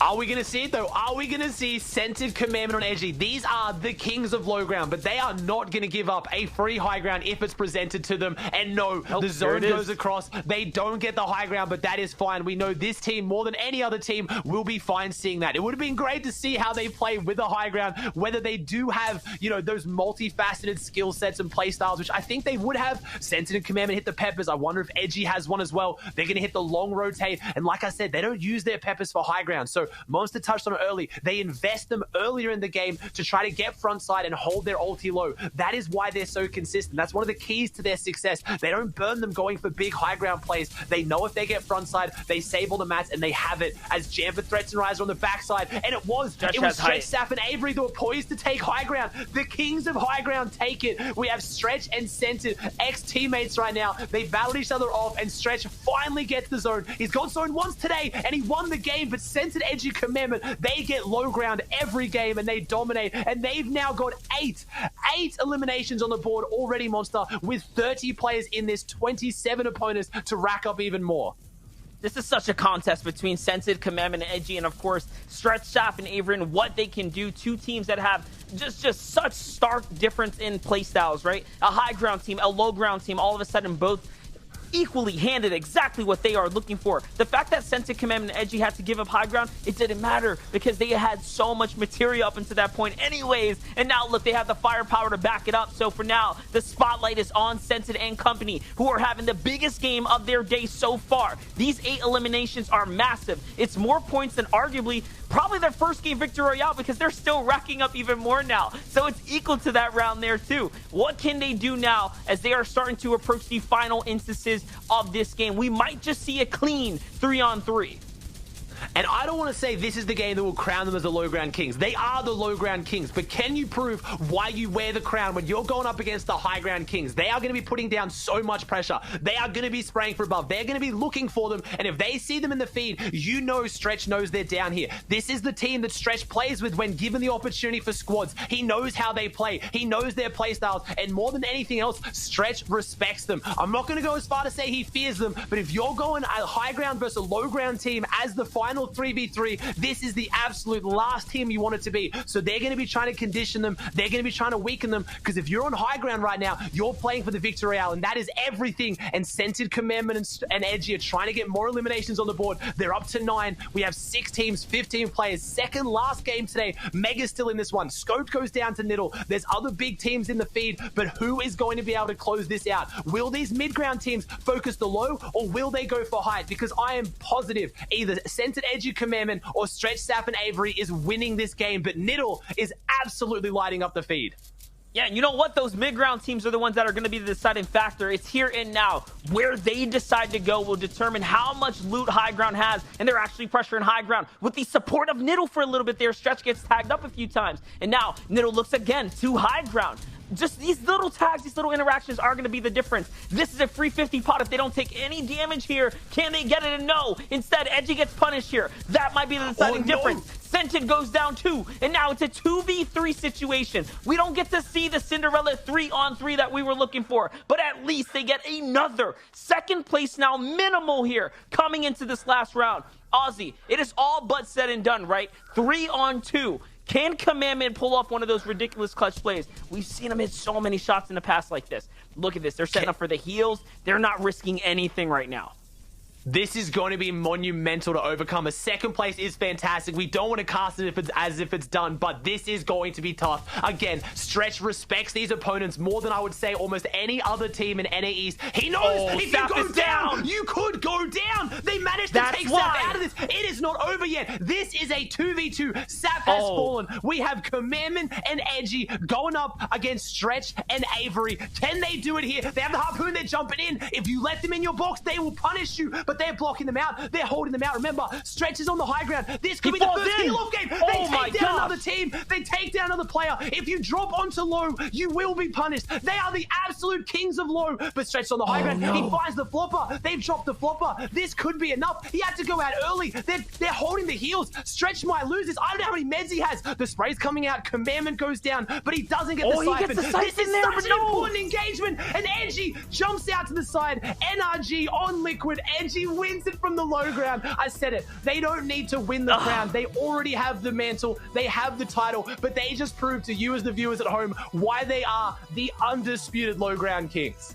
With 13 eliminations too, so in big fashion, better than any other game they've had so far. They just best that performance and put a cherry on top of it. And again, don't forget, first place went down. Reverse, who came here on day, out of the competition. They lose out. They only earned 5 points that game. So that now equals out a monster jump up. They might actually be in first place now off of the backs of Edgy's final clutch there too. So that was a big game. That was the clutch that we're looking for, and this is why NA East never fails to disappoint. We're going to toss it over to the desk, though. We got to share this excitement with Zeke, Vivid, and Adam here. Tell me what you got, guys.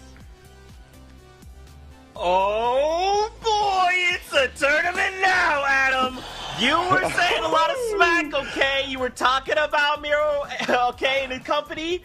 Nope, not today. Commandment, Edgy, and Scented, they're coming in, and 13 eliminations. This is what we've been talking about the entire time. You can get the victory royale, but you have to pair it with eliminations.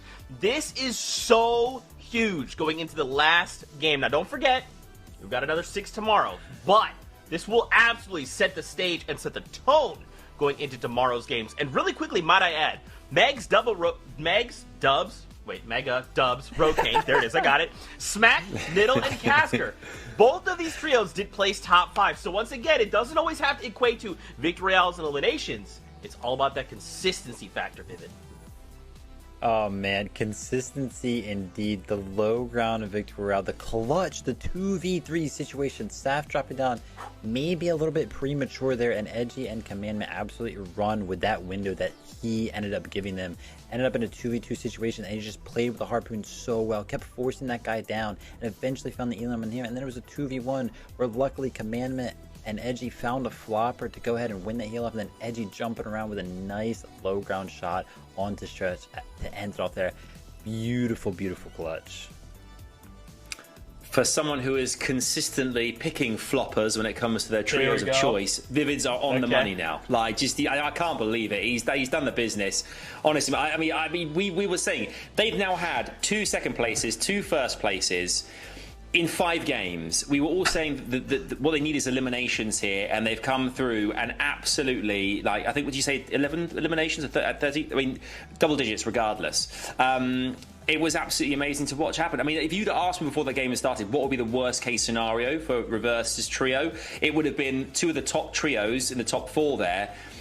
Safs and Commandments going head to head and having that kind of finale is just, I can't really believe it. I mean, what it does for you guys watching at home, for us here on the analyst desk and for the casters too, is it just hypes up just how amazing this finals is and how great tomorrow is going to be as well. I mean, you couldn't ask for better. You couldn't ask for better.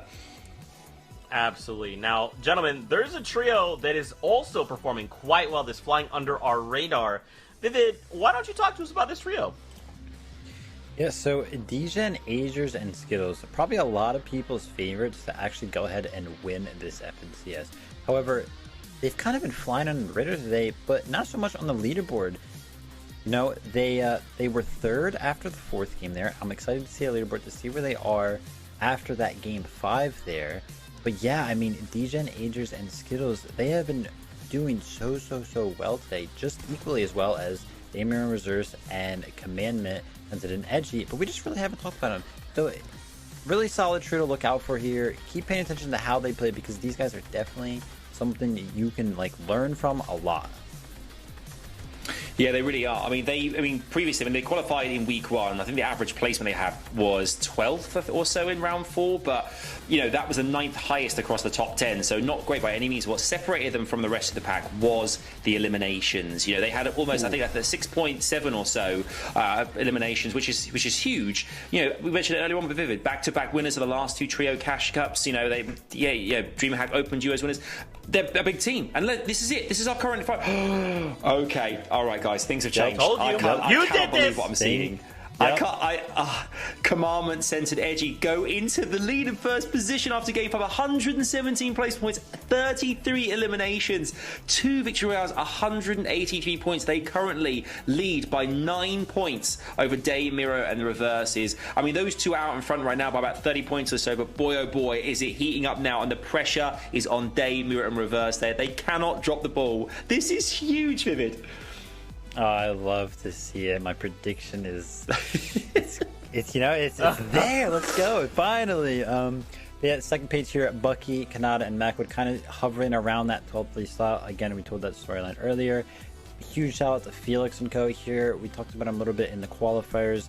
Really consistent player. Can always find himself within like that top half of the leaderboard there. Love to see him up there as well. A true that I need to see more out of though is Furious, Blake, and Illus, because they have a lot of clutch factor and a lot of elim power on that team. We're just not finding them though. Yeah, and you know what? Your team, your chosen team, was spotlighted here as well. Commander Center and Edgy there are our current spotlight. They are Limbs versus the top 10, 15 eliminations, which is incredibly impressive. Low ground eliminations, 16. They've set records before with their low ground eliminations, and 16 to date alone. Average low ground placement of 10.4. And time with that teammate, only 44 seconds. Consider what you've seen this evening, today, the amount of time spent in game, only 44 seconds away from an opponent. We've been bantering back and forth all season, Vivid and I, about our teams and who we're choosing. The fact that our top 2 chosen ones are going duking it out head to head, you couldn't have asked for better. I'm loving this.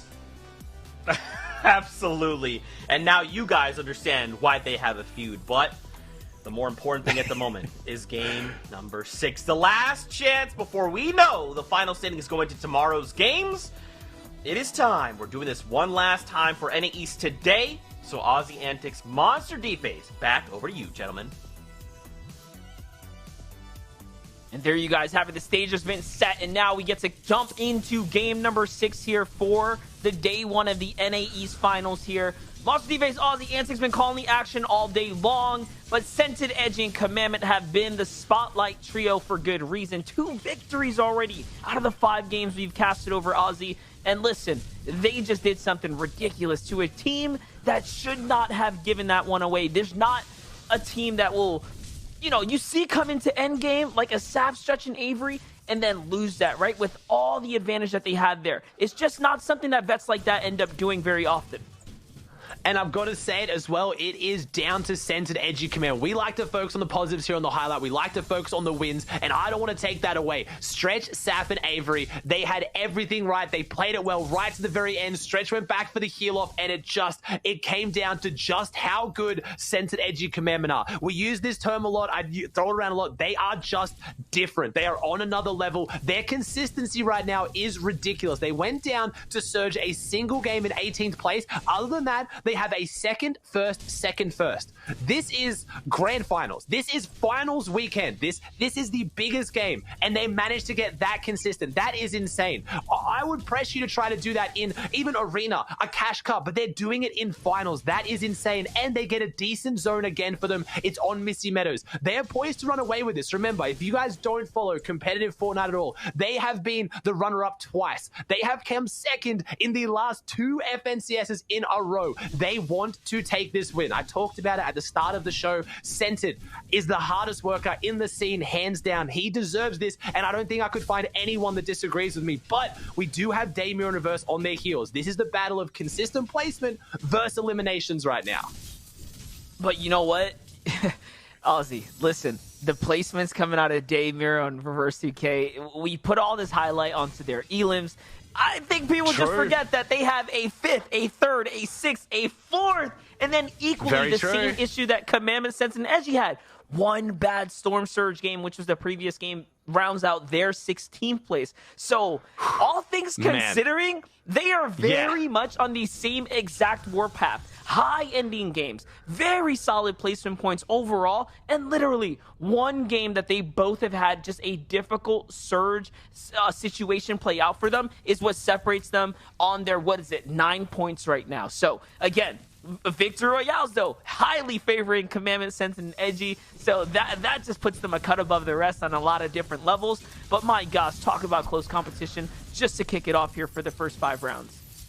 It's just the caliber of the teams on NAE. They've really, I say obviously Scented Edgy Commanders teams on another level. They're all on different levels. There's just a few teams right now that are running away with this. I had them, and again, you guys don't have to blame me at home if you don't want to. I had Scented Edgy Commandment in my prediction, and I was like, no, I don't want to agree with Vivid again. I want to spice it up. I want to make it exciting for the broadcast. Jack Slacks and Acorn, and now they're there because we talked about it. All of us as casters, analysts said this at the start of the team. We literally all said the same thing. Can I please just pick 5 teams? Because there's so many teams in this region that are just so insane and could do it on the day. And remember, there's day 2 still to go. We've had Jack Slacks and Acorn fall off a little bit. We've had Kanata, Macwood, and Bucky fall off a little bit. DJ Ages, Skittles are still up there. Saf, Stretch, and Avery. There's other big teams poised to take this. But right now, Day's team and Cented's team are playing so ridiculous that when you highlight one, it naturally makes the other one to fall into the shadow. But they are both playing some of the best Fortnite we have ever seen.